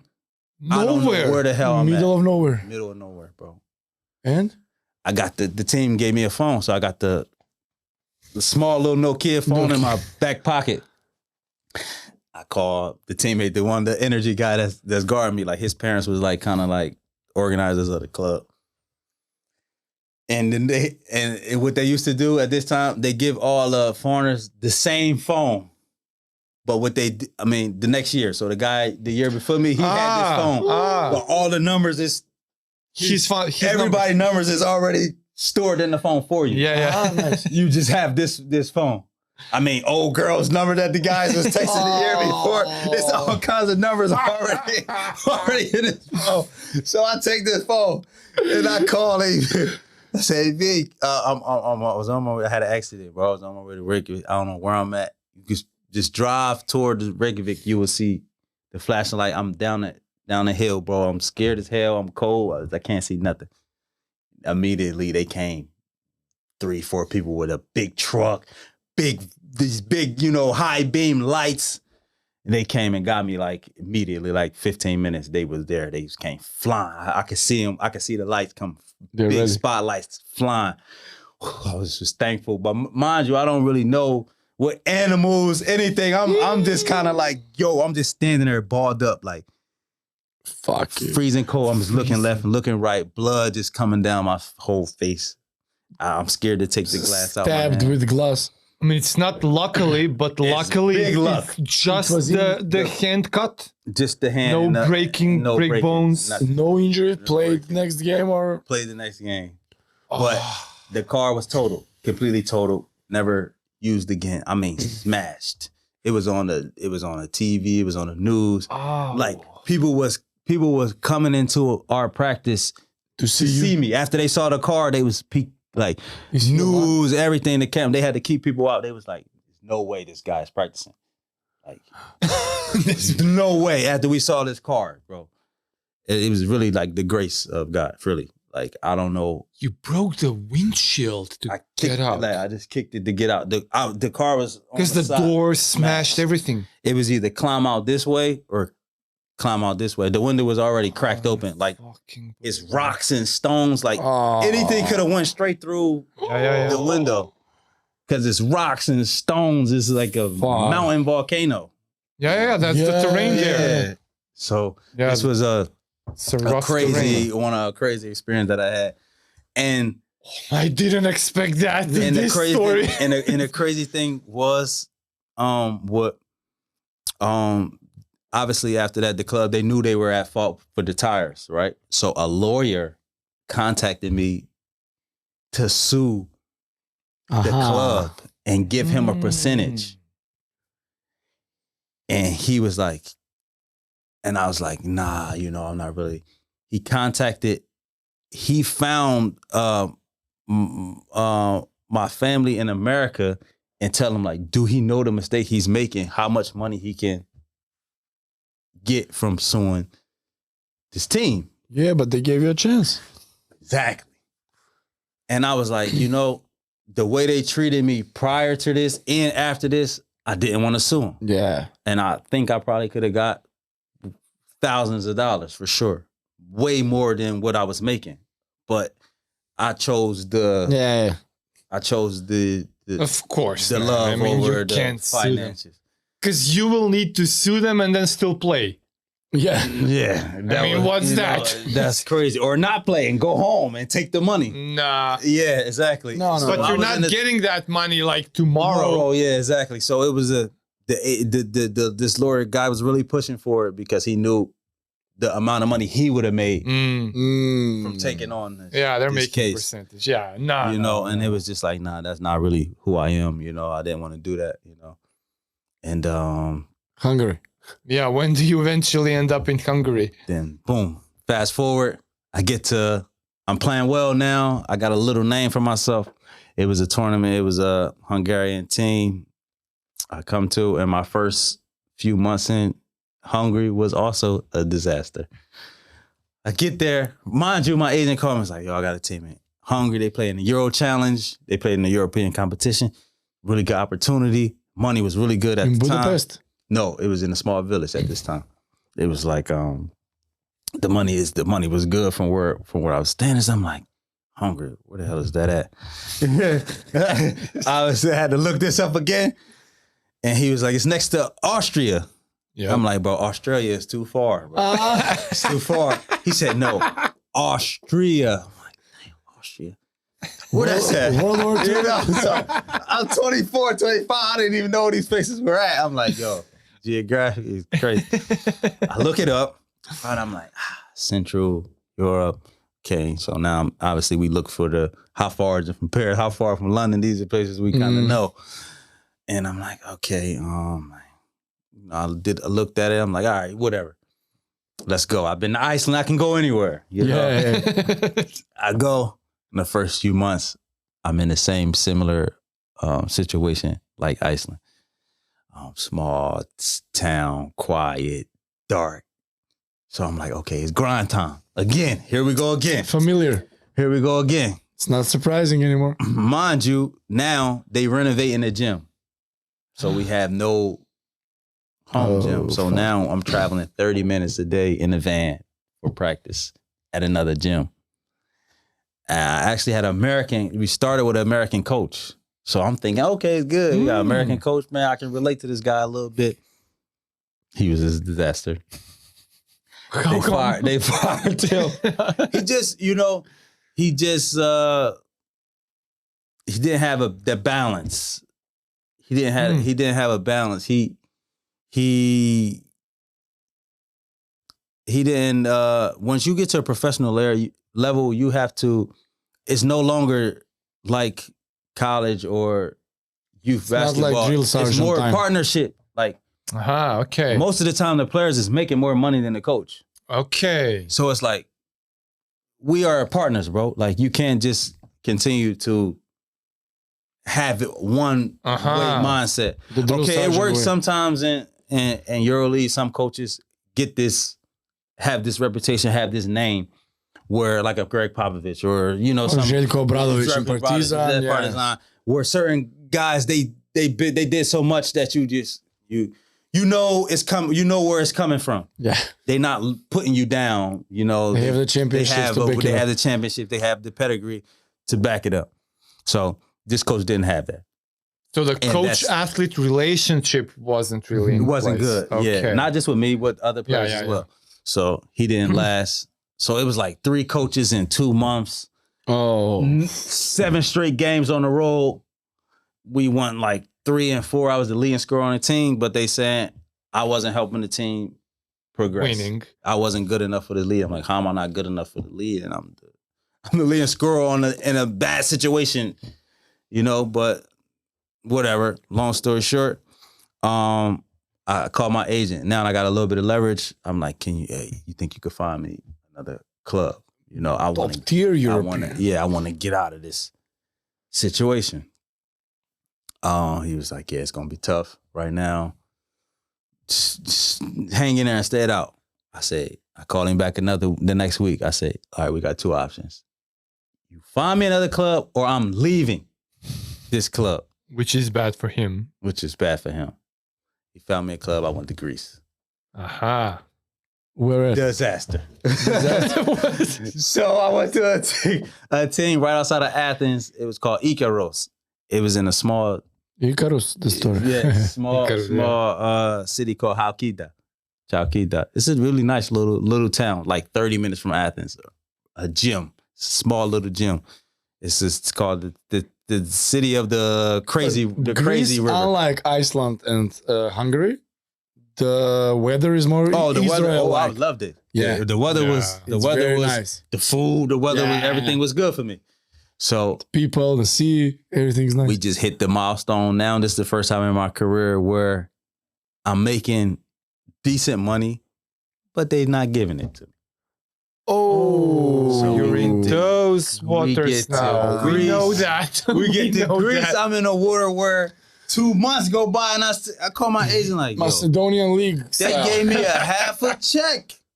Bro, what's going on? Then you I need wasn't used to sue this. them. I didn't know. Now I know. Now I'm on the other side. I know what financial situations sometimes teams will be in. Yeah. And it's really important how you communicate with your players. At this time, it was no communication. They It was do no not. nothing. It was just like, hey, y'all show up. Y'all get money when we give it to you. And it was just like, yo, I wasn't used to this. It was crazy. But the kicker to this is the GM was a con artist. He took all the money from the sponsors, from everything, and fled Greece. Oh, The team filed for bankruptcy, no team. shut down. 5 No money. Americans in the middle of Greece, Fucked. and the team tell us, hey, it's no more team. No more team. What you mean? Y'all can still go to the gym at these hours until we figure out, Your situation. your agent y'all can stay here for a little while. So your agent can find you another job so you don't go back to America and then back to Europe. So you can go directly from Europe. Nice. This is better. Some other league. If you already in Europe, it's much easier for Yeah. the teams and stuff like that. They know that you were playing. They know, they can see that you were in shape or not. And it's low cost for them instead of flying you from the U.S. So we there. But we talk amongst each other. Man, we're not leaving till we get some type of financial money. We good. Like we not leaving this hotel because we lived in a hotel. Never. We not leaving. The tragedy is this is not news for us. But Like con artists, bankrupting teams, we know these Not stories. paying shit. but mind you, so now you got the 90 days and stuff. 90 days where you can be in the country because they never filed for residency. Okay. Yeah. For some citizenship. I'm laying on a bed in a hotel. We lived in a hotel, so they gave all the Americans the corner suite to the hotel. Oh, they did us nice. Rental car, fresh off the dealership, corner suite in the hotel. All of us had the corner suites. And free food at the restaurants. That was our deal outside of the contract. So we thought it was a perfect setup. I'm laying on the bed. Housekeeping, you could come back. I'm thinking it's housekeeping. Can you come back in like an hour? I'll be out. Look at the door. A person with the badge. Yep. Yeah, you have less than 48 hours to get out of the country. Get the fuck out of here. I'm scared as a mother right now. What? What you mean? Yeah. Y'all papers are expired. Yep. I need 48 hours to leave. No work permits, no work residence, permits, no nothing. Call an agent like, yo, bro, somebody just knocked on my door, told me I got to leave the country. I ain't got no money or nothing. He like, we gonna handle it. Is it leaving the country or is it leaving the European zone? Because that might also happen. At this time, I didn't know all the details, but they for sure said the country. Okay. But it's the Shanghai zone, I guess. The Schengen zone, yeah. This whole European country. But at this time, now I don't really know too much about how. Well, anyway, you're ending up where then? You're leaving to back to US? I need to get out of here. Yeah, I'm scared now. I'm only place I know. I'm like, damn, where I know. I went back to Iceland. You went back to Iceland? I went back to Iceland because I'm like, did you really? I did. I'm like, do I go all the way back to the US? What to do? I'm calling the agent. He not really informing. He like, just be patient. Don't leave. I'm like, don't leave. I'm panicked now. I call my home in Iceland, bro. You got experience with European stuff. You know, your family is running a program. Yeah. Like, what should I do? He like, bro, just come here. You know, we're going to let you work out. You're going to be good. And you're going to decide you go a 6-hour flight back to the States or 4-hour flight back to Europe. Yeah, and I'm like, middle, sure, I'm right in the middle. He like, this is probably the best situation for you if you still want to play in Iceland. You're the legend there. Yeah, I'm like, all right. I'm at this point. I'm like, all right, boom. I get in the car, I drive to the airport, and I leave the car there, and I go, get on the plane. They call me. I don't care. They can see this. They call me, Govens, where's the car? Where? I said, last time I saw it was at the airport. That's it. That's not a big deal. Y'all ain't give me no money or nothing. I left it. Whatever. Yeah. And that's how the Greece Tensor went. And then I got another call from so my few months in so these last 4 months was all over the place. So I get a call to go back to Hungary, but a different team. So when I was there, we played the preseason tournament, and I think I had one game where I had like 20 points and 10 assists, and I didn't even play in the fourth quarter against the team. And this team was like, yo, they said this guy wasn't good enough to play here. Are you kidding me? So this team contacted me. I was like, no, I don't want to go back to Hungary. So we was looking for other jobs. They called again with an extra salary on top of what they offered me the first time. And my agent was like, I think this could be a good move. I was like, yeah, that city was a little better. And I was like, yeah, they said I wasn't good enough. Maybe I should go back. He was like, yeah, just think about it. So it's like March now. And this was for August. They was like, you know, you will have to come in August. And I was like, my agent's like, I was like, don't you think it's a little too early to commit? He was like, at this point, bro, like you've been all over the place a little bit. They want you. They gave 3 different offers. Commit somewhere. At least at least you should think about it. And I was like, yeah, he right. I'm gonna go where I want it. You know, that was my mindset. I'm gonna go where they want me. You know, where they want me to be at. I appreciate it. Yeah, I want to appreciate it. So, I signed. So now I got from April to August to prepare. So I go to the U.S. My friend was in NBA still at this time. So you're Darrin Govens? So you're locked in for August. Since April. So now you've got some time. So I got some time. So, and this is how I This is the year when I met Anthony Davis, when I met other guys in How the did that happen? NBA Training with circle. Darrin Govens. So so my friend was playing in New Orleans, so I was there working out. The for guy that was in Sacramento. Yes. Ah, so that's your homie every time. That was my guy. Yeah, he was like, "Oh, when the season over? All right, come. You know, once he saw He had a great couple of seasons, then got hurt. Yeah, Tried to rejuvenate himself in New Orleans. Yeah. Like that? No, they wound up trading him to New Orleans because he had a plantar fasciitis injuries and stuff like that. But the best player that I ever played against or very good. been around. But through him, you get to go to training grounds I'm with training all the with other guys. NBA guys. I seen through him. I seen the top of the food chain of NBA players. Mm-hmm. And you're playing them. And I'm playing, in trainings and workouts and pickup games. We in New York, Miami, LA.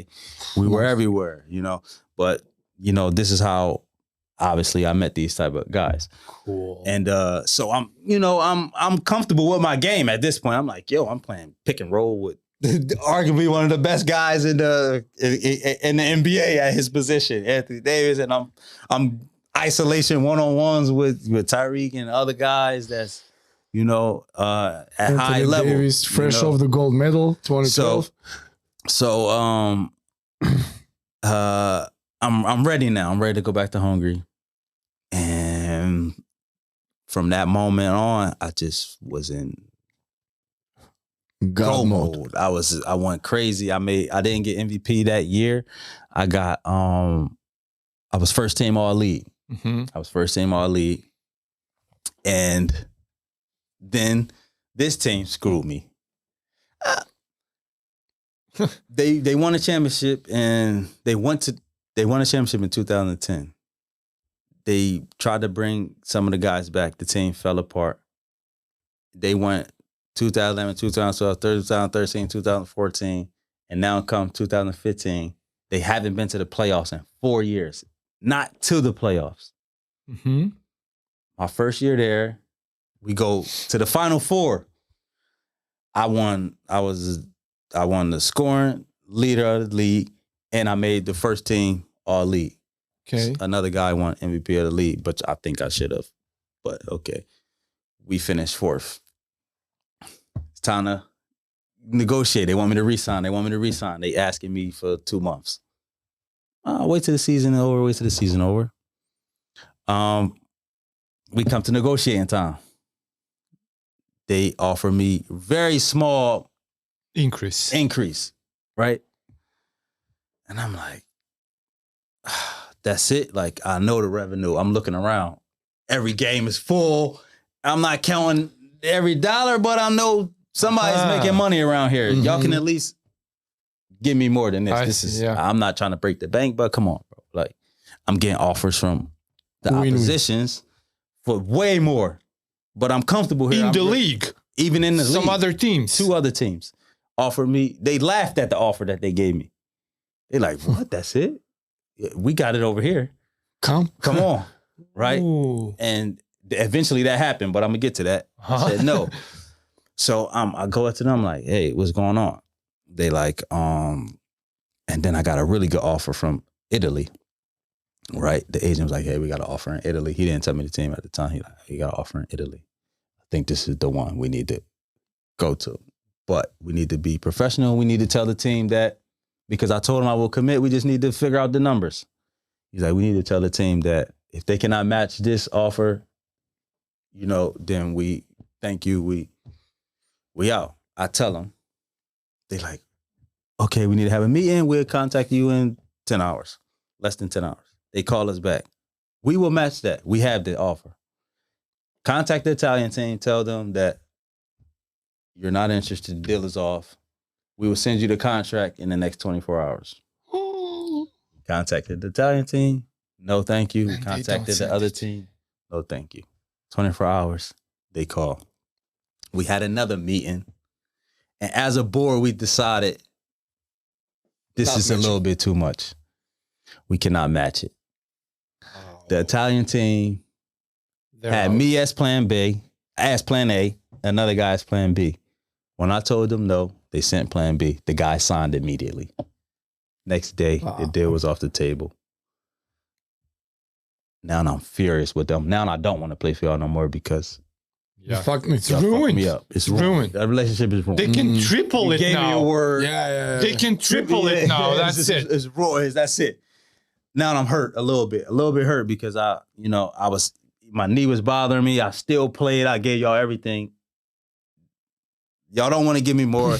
Then y'all told me to turn down a deal. Fuck me over two other teams. And I'm like, come on, this is crazy. So I had You went to your position? I made probably the best decision of my career from here. I went to another team in Hungary, which is where I had my best seasons in my professional career, which is Falco FC. Yeah. They doing really well right now.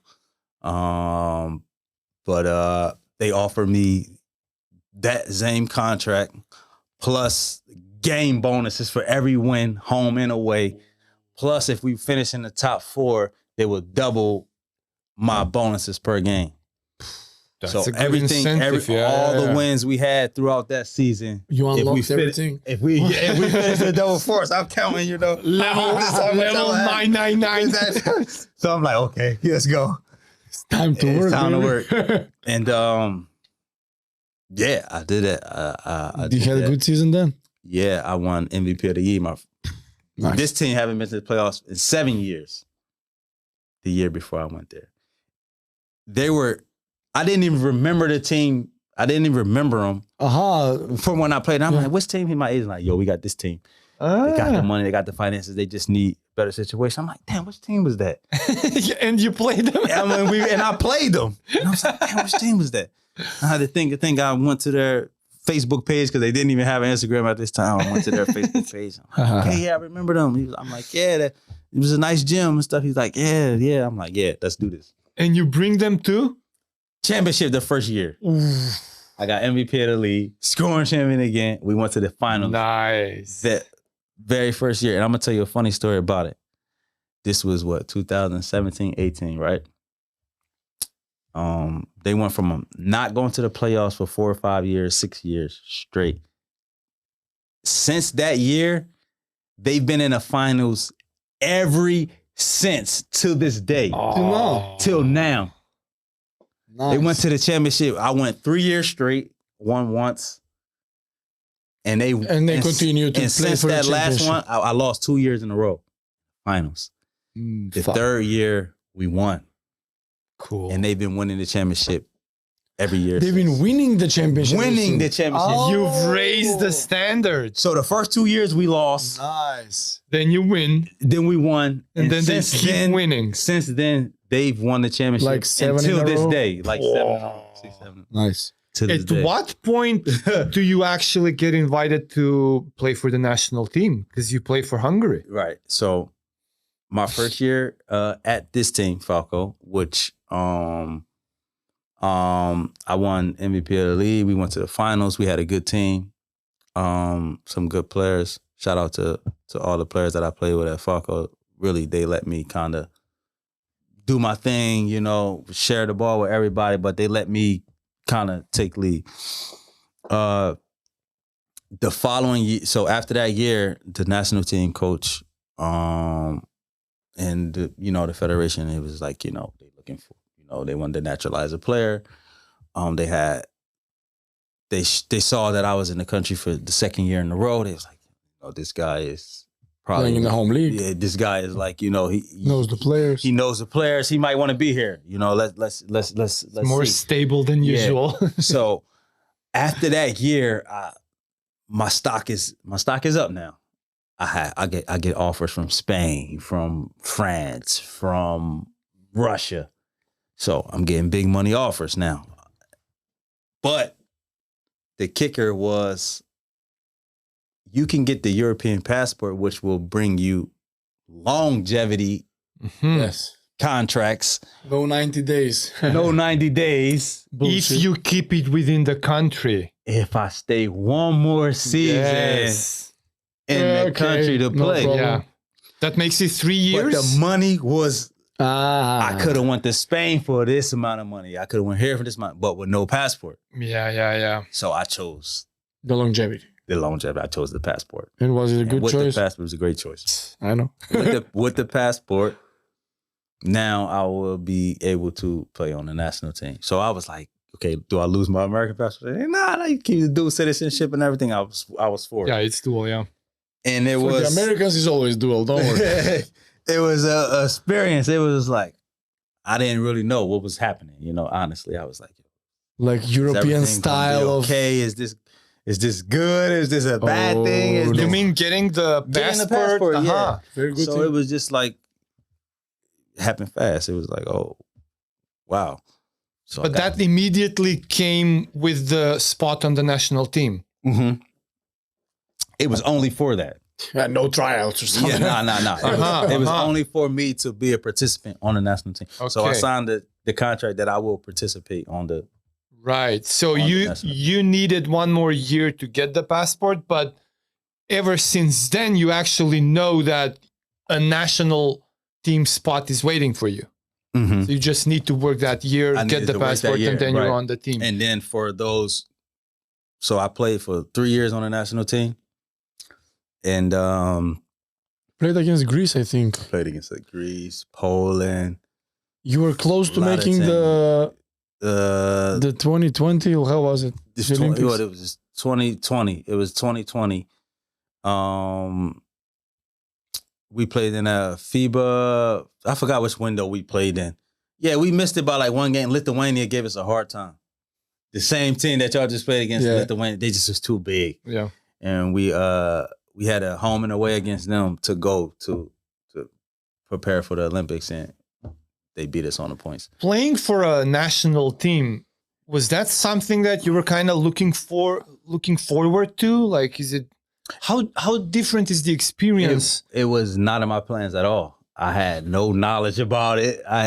To be honest, but once, you know, I used to see other when I came to Europe, and with my teammates, we would watch the FIBA windows, so we get the break, Yeah. and we would watch. I was like, yo, he American. What he doing playing for Jordan or something like that, or this country, or like how that happened? So I was in that situation, and I'm like, oh, okay. But it's a great experience, you know. Yeah. It's different. It's a different type of passion because I was not born in this country, right? Yeah. I'm not born here. The national anthem and stuff like that, I don't know. But somehow when you're in that moment, You care as much. you care just as much. Yeah. You get that feeling, like you look around, you see the pride of the people around you. You see the pride of the people that's cheering for you. You know that they really passionate about, you know, their homeland or where they from. And if I'm being honest, like I spent some important years of my life there. So I was there for like 6 years. Yeah, I wound up kept staying. So I was like transforming from a young man to a young adult, Yeah. you know, in this country. So, you know, through my hard You times, grew through up good there, yeah. times, I kind of grew up in Hungary, to be honest with you. And so I had that passion as well. When I played, when I put the jersey on, I really felt like, you know, like I'm seeing the same people that was cheering for me on the regular season, they traveling Yeah. and wearing my jersey and wearing it, you know, they wanted me to do well. So it was really nice. Are we coming to the Very point nice. where you get here, or no? We're Yeah. a few years out. about so 2021, 2020. yeah, we coming to the point where so around this time I was I already had ties to Skopje. It's for a few years now. For a You're few actually years, working so- out here. Yeah, so I was I don't really talk about personal life. I was dating, you know, and I was coming here off and on, and Through a mutual friend, Through a mutual you came friend. to the gym. to the gym. Yeah, through a mutual friend, I came to the gym, and honestly, he helped me a lot at that time. I didn't. I'm sorry to interrupt. Yeah. Was that the first time you implemented CrossFit into your First workout time. regime? First time. So there I was wasn't- some intention behind it. I wasn't really a fan of CrossFit like that. I was just like, you know, like I don't know if that's for basketball. You know, I didn't know how it would translate. But my Because I friend always- told me as he was an ex-basketball player, Yeah. so don't worry, he will give you something else. I knew that he used to play. You know, he was like he was like, I think this guy is good. Will be good for you, and he was right. You know, I went and I'm like, you know, I didn't want to do the traditional stuff because I didn't know how it would affect my shoulders. You know, as we always talk about shoulders and too strong or this or that. So it made a difference to you that he's actually a CrossFit coach, but also a basketball player. It did. Did you adjust the workouts Yeah, a little somehow bit. for him? A little bit, a little less running. But you, I'm Little, assuming you need to No. watch out for angles. we're always in communication. How are you feeling today? Right.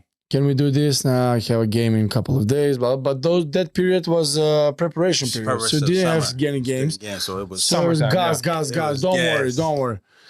This movement can we do? Yeah. How much weight? This weight can we try? Yeah. It's okay. A little bit less, a little bit more. Okay. Adjusting on the spot. Wasn't So, like set in stone. You must do this. For you, it's more like fitness maintenance. yeah. Yes. My first intention was like, He was okay, 2-3 weeks here. let me get in. I'm gonna be here for 2 weeks. Let me get in the best shape I Yeah, can. yeah. Let's see how I feel. And I felt the way it was translating to basketball. Like when I was going on the court after 2 weeks, I was like, yo, Yeah, only 2 I weeks. feel a little more powerful. I'm a little agile. Yeah. It was a difference. And I was like, oh, okay. Then I started figuring out, like, okay, my next break, I'm gonna go to Skopje. I'm gonna go there for 3-4 Why days. don't then and work more out. players work out CrossFit if it's that noticeable? They're scared. Yeah. They're lazy. I mean, They now love the grind. Because a you're lot of part people, owner now. a lot of people think Yeah. we already spoke something. You're part owner now. A lot of They're people. fucked next year. A lot of people only think it's a bunch of pulls and hangs and bends. Like we have the wrong perception Mm. how many different ways you can do Oh, this yeah. style of training. Yeah. But it's really beneficial to your strength and endurance. Yeah. That's usually what it come down to in games. Everybody has a plan until you out of breath or till you tired and you feel weak. Yeah. Who can have that mental push? And that's what I get mostly from this. I'm hurting. Let's go, D. Come on, push. And then fourth quarter, when This I is need the fourth quarter now. when I need Let's that go. extra push, it's there. You know, Nice. so it's definitely been beneficial. So for some years, you're having some kind of a contact with Skopje. Mhm. And then how does the actual opportunity really come to you? So the actual opportunity come Before Paris or after this summer? this summer. So I was here, before. So I actually I was here visiting, training. You were in between. I have this offer. I don't know if you should exactly. take I it. had offers a few places. In between, I'm stuck. So I go to Paris for the Olympics, which was a crazy experience. Just to see. Just to see. I had a friend, Anthony Davis is his cousin, his friend. You know, I got invited to a close-knit circle, so I got to see. He was there. I was there. You were there. I was there. It's not like, oh, I'm No, just going to no. go watch Now the I'm just Olympics. gonna watch the games. No, I was in the hotel. I was in events, Family. private events. Oh. You know, Brian come up, shake my hand. You know, certain guys. So I was really there. So it was a really cool experience. You know, seeing those guys up close and personal, see how they interact with their family, see how they interact with their friends. Just good atmosphere, good food for the mind. Yeah, top 12 guys in the world. Top 12 guys In the world. We need the gold medal Talking there. to some of the guys' brothers, friends. I had the gold medal on my neck. Oh my I'm God. holding the gold medal. So it was a really good experience. Being as though I also played for a national team and know This is your national. the difference. Like, whoa. It's levels. Yeah. You know? There's levels. It's levels. But you know, it was definitely a great experience. So after that, I come back to Skopje, and now I need a place to work on my basketball. I already got a place for my fitness. And I knew the coach of TFT now, which is my partner, Boro. he was like, yeah, we practice at this time, we would love to have you as a player, but we can't afford you. We can't afford you as a player, but it's good for you to come practice, show the guys some things, tune them up a little bit. Set up the tone. Set the tone. So you know him from before? I met him the same way, coming here, needing a place to train. He had the team. Ah, okay. So I didn't know him prior. Okay, cool. Yeah, I met him like a year. 10 days play workout with the team. Yeah. So we playing, and I'm waiting on the offers that I want, right? You had something, but you weren't sure. I wasn't sure, so you were like, I'm thinking, I'm going home every day. I'm thinking like, throughout my career, I've been to a lot of teams, right? And as I just said, all the teams I went to, I felt as though I did my part. Okay. I worked as hard as I can to put the team in position to be the best the team could be. And I look back at all those clubs and I'm like, yo, I did a lot for the club, but I really didn't get anything out of it.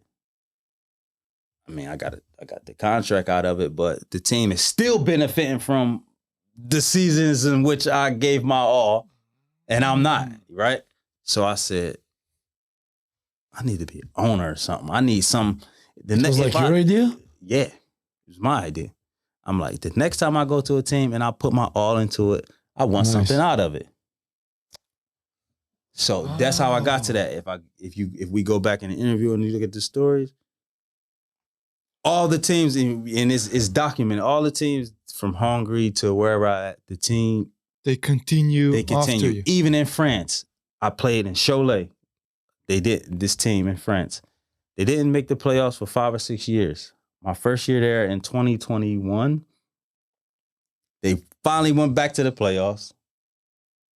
Now they are the top team in France.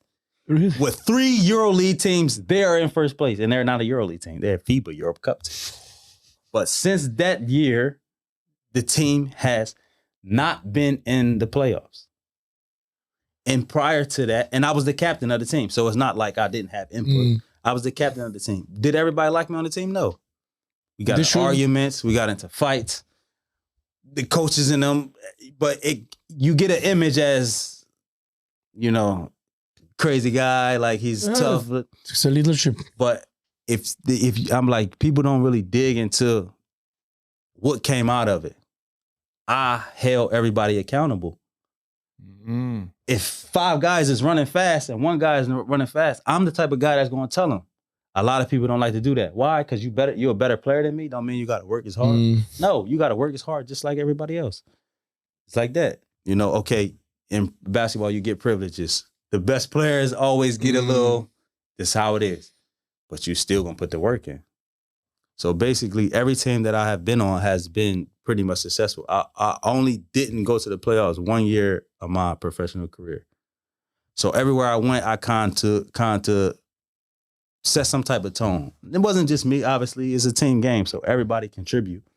But that was my approach to being an owner and a player at TFT. That's what actually triggered you. That's what actually triggered me. That next time, if I'm in a situation where it's not super high level, far as EuroLeague or Eurocup or something like that, then I need to have more than just a player role. I'm more than just a player at this point.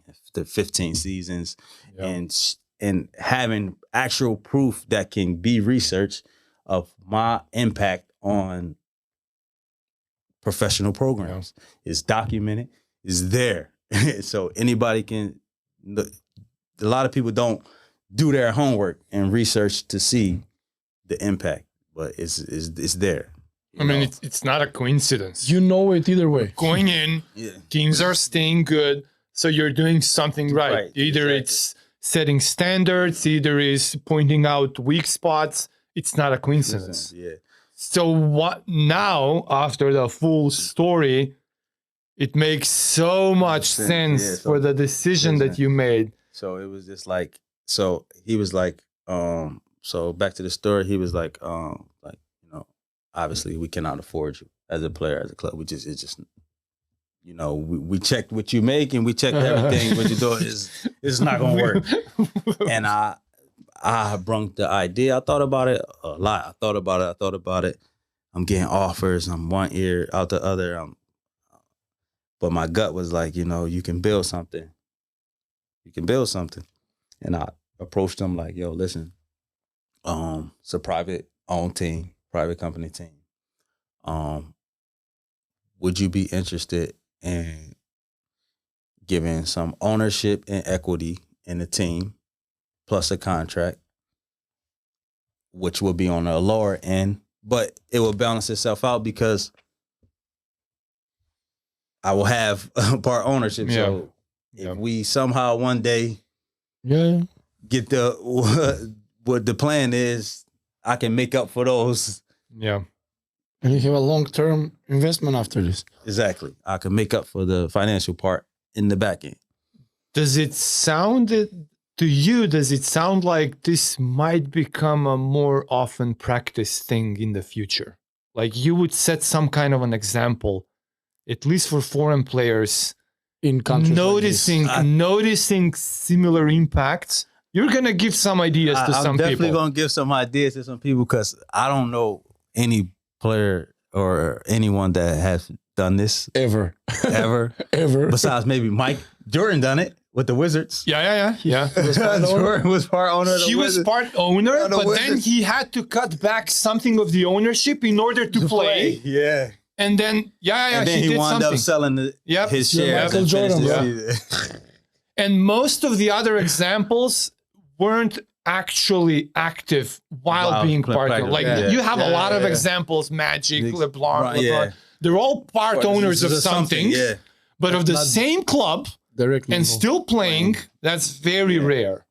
So you're setting some examples for sure. So yeah, hopefully, man, hopefully. But I definitely look at it like that. So that's how I got to this point. So he asked, I was like, do you think it's possible? And he was like, I can check, yo. Maybe that's something that I never thought about. Something like that. Nobody ever has. You sure? That's he checked. He did his homework. And he was like, yeah, it's possible. You know. So, obviously, I talked to my agent and was like, yo, look, I decided that this is what I want to do. You know, it's tough for him because, you know, if I would have signed somewhere else, he would have got made money. He's not pitching you anywhere. It's not really beneficial for him. This was not my pitch. Yeah, it's not my pitch. So it was not really beneficial for him. So I shout out to him for understanding, you know, he could have, it's tough, you know, in the situation. But at the end of the day, I'm the player, you know, I'm the person that your has life, to, it's your my career. career, yeah. So I chose that, and it was like, boom, okay, let's get the lawyers. I got a lawyer. You know, everything is documented properly, notarized, so it's official.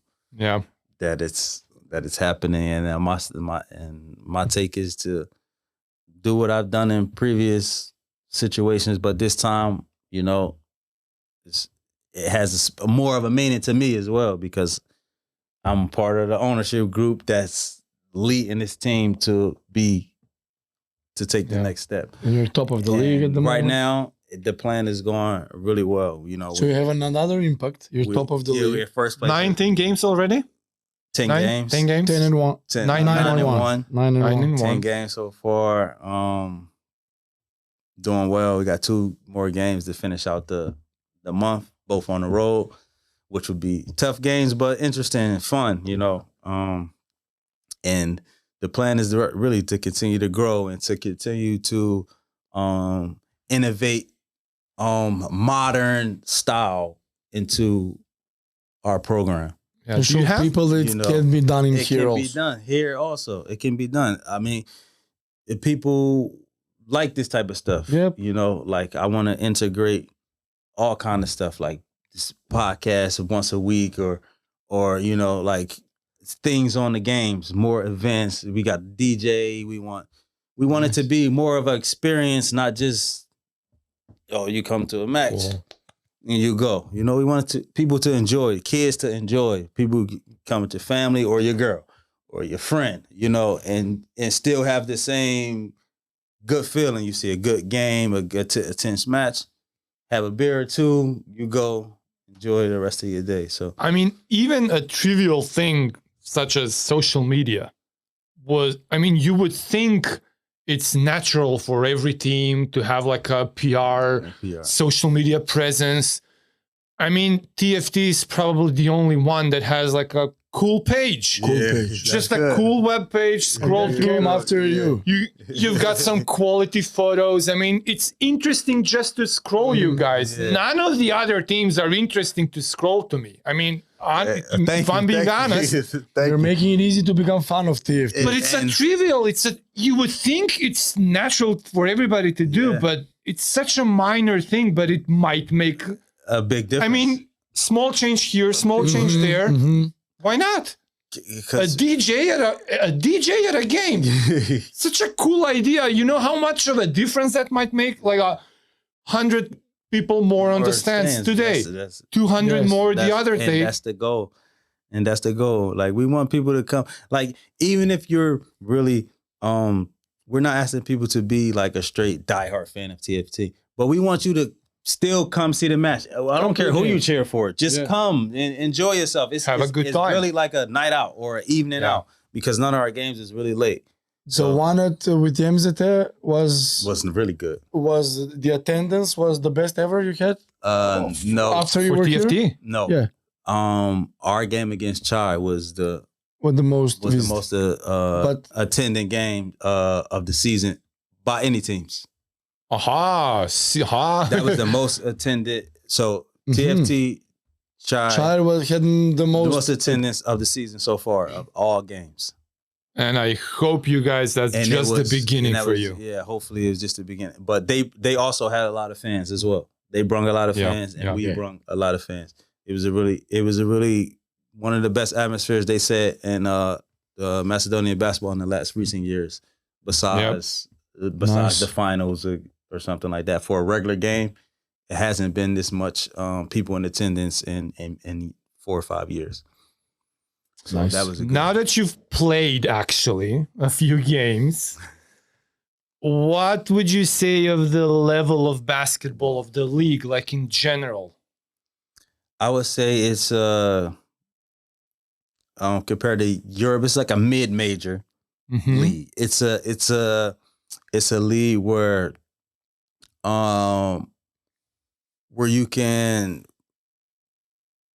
if you were in like the middle of your career, or like your second or third year, even for younger guys, it's a good place to understand basketball, because here is not a crazy amount of athleticism, but the guys know how to. Some guys know how to play. You know, they just physically don't have that athleticism, but the IQ is here. You know, learning how to understand the game. I think this is a great place for some players. They should consider playing in the league, in this kind of league. But the league is a lot better than what people would think. You know, it's for sure. It's maybe a second lead in some of the bigger countries. Yeah, it's good though. It's physical. Referees don't call too much. They let you chop away. So it's good. It's good. Some old school game. Some old school game. Yeah, it still has that. It still has that. You know, you need to think the game instead of just play the game. Body check is allowed, which is good. Yeah. So if you have a problem, so that's something you prefer. You don't prefer at this age. At this age, yeah, I prefer. I mean, I like to get up and down. This is more of my game. Really, I'm more of a transition player, fast paced. I'm still probably one of the fastest guys in the league for sure. Yeah.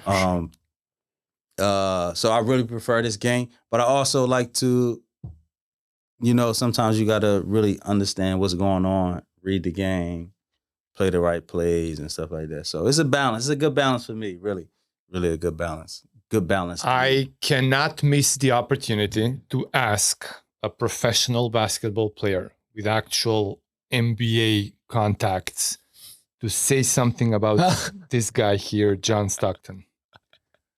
What's your kind of stance on him? Played against his son 2 years in a row in France. His son plays in France. He's a really good point guard. He's a really good point guard. He had a good game the other day. But about this guy, is a technician. I mean, you're a point guard. He's the GOAT point guard. For me, there's a reason he's there. Nah, he's a technician. What does that mean to you? A technician means that he does his job tactical, exactly how it's supposed to be done. Yes. By the book. By the Perfection. book. Yes.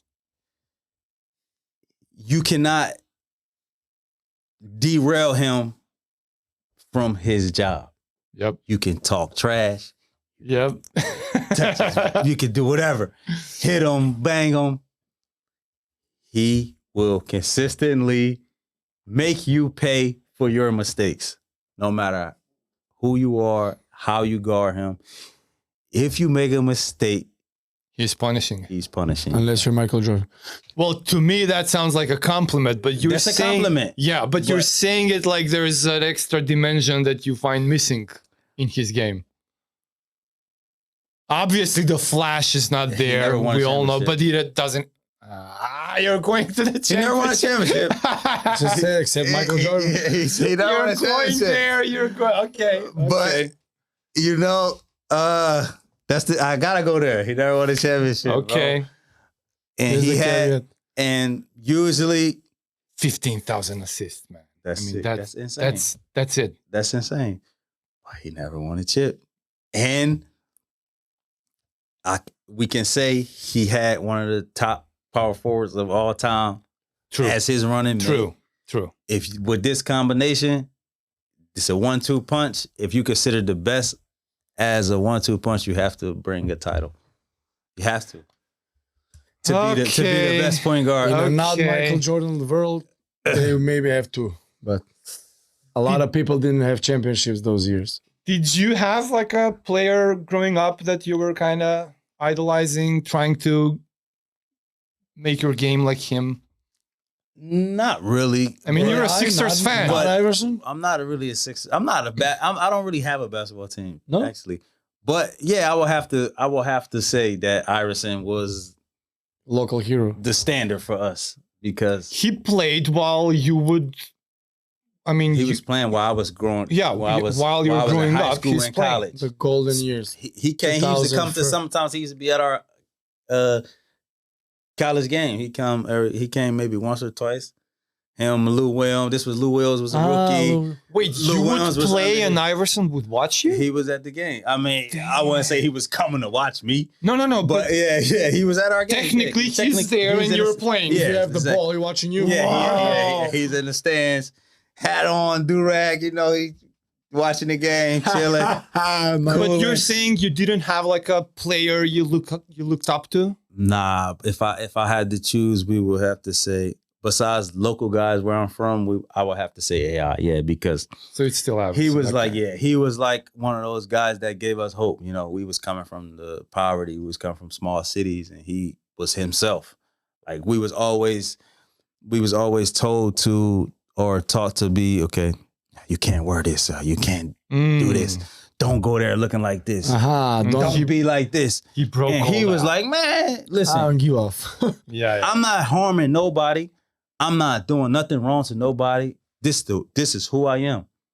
I play basketball. I smoke marijuana. And I dress like Yeah. And a I rapper. do what I want to do in my free time. When I'm in the court or when I'm on the court, I'm giving you everything yeah. I have. 200%. 200% what I have to help the team win and to be who I am. I'm a brand at the end of the day. I'm an AI, He gave us hope, because we had cornrows, but You came close. when we go to certain places, we was like, I don't know if I should wear my I got a game in Virginia. Maybe I should wear my hair out in the afro and not cornrows. They will, it could be some racist things. It could be this. It was a lot of tension with how you carried yourself at that time. And AI was like, listen, take me as I am, bro. And when we saw that, it gave us so much motivation. Gave us a permit it was to like, be yourself. yeah, I'm me, bro. Like I'm, Yeah. Yeah, he brought the whole culture. He changed it. He changed it. He for changed sure. it for Not sure. even close. Yeah. Not even close. Like arm sleeves. Yeah. Everybody wearing them. Finger. He did everything. Like he just. And most of these things was because of injuries, but he just was so cool of a player. Yeah. It just looked good. I've heard that about the elbow. Like he wore the armband first time because he had some elbow issues. Problem, yeah. And then it became a fashion item. Yeah. It's crazy, right? Then even he forgot why he's wearing it. Then he's changing arms. Then he's trying that. Yeah. So that's kind of how I went about. Yeah, he was a special guy. Like I got a story. One time I was in college, and we had like my school was on like a main street. It's called City Line Avenue. It's like my university, but it got a bunch of restaurants, bars, and pubs and stuff, right? So we had a game, so we wanted to go out, and after the game, me and a couple of teammates, we went to a restaurant to go eat. So AI coming to the restaurant now, so he pull up, 3 Rolls Royces, boom, boom, boom, boom, and just stop in front of the restaurant and just get out the car. He walk in the restaurant. But every time he come to this restaurant, I guess they say he sit at a certain place. Mm-hmm. He pull up to the restaurant. So we eating. So it's a table like 2 tables over. Somebody's there, sitting there eating. They go to the people and tell them, we're really sorry.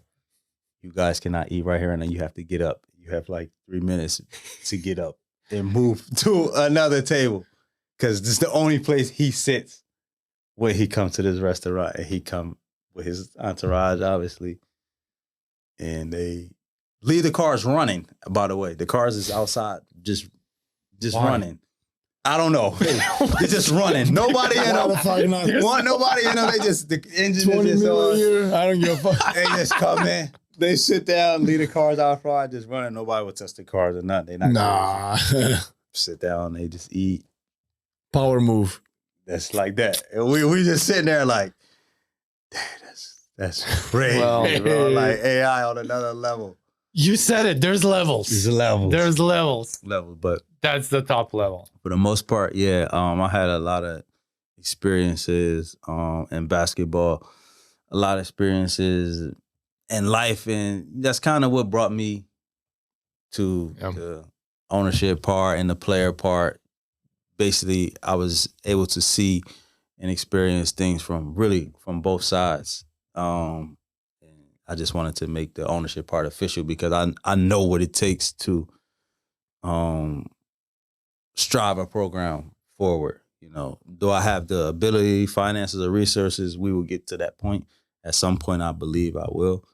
But I have the know-how. You know what I'm saying? I think that's the most important when you're trying to do something. If you have in mind, you truly believe that you have the know-how to achieve things. Well, yeah.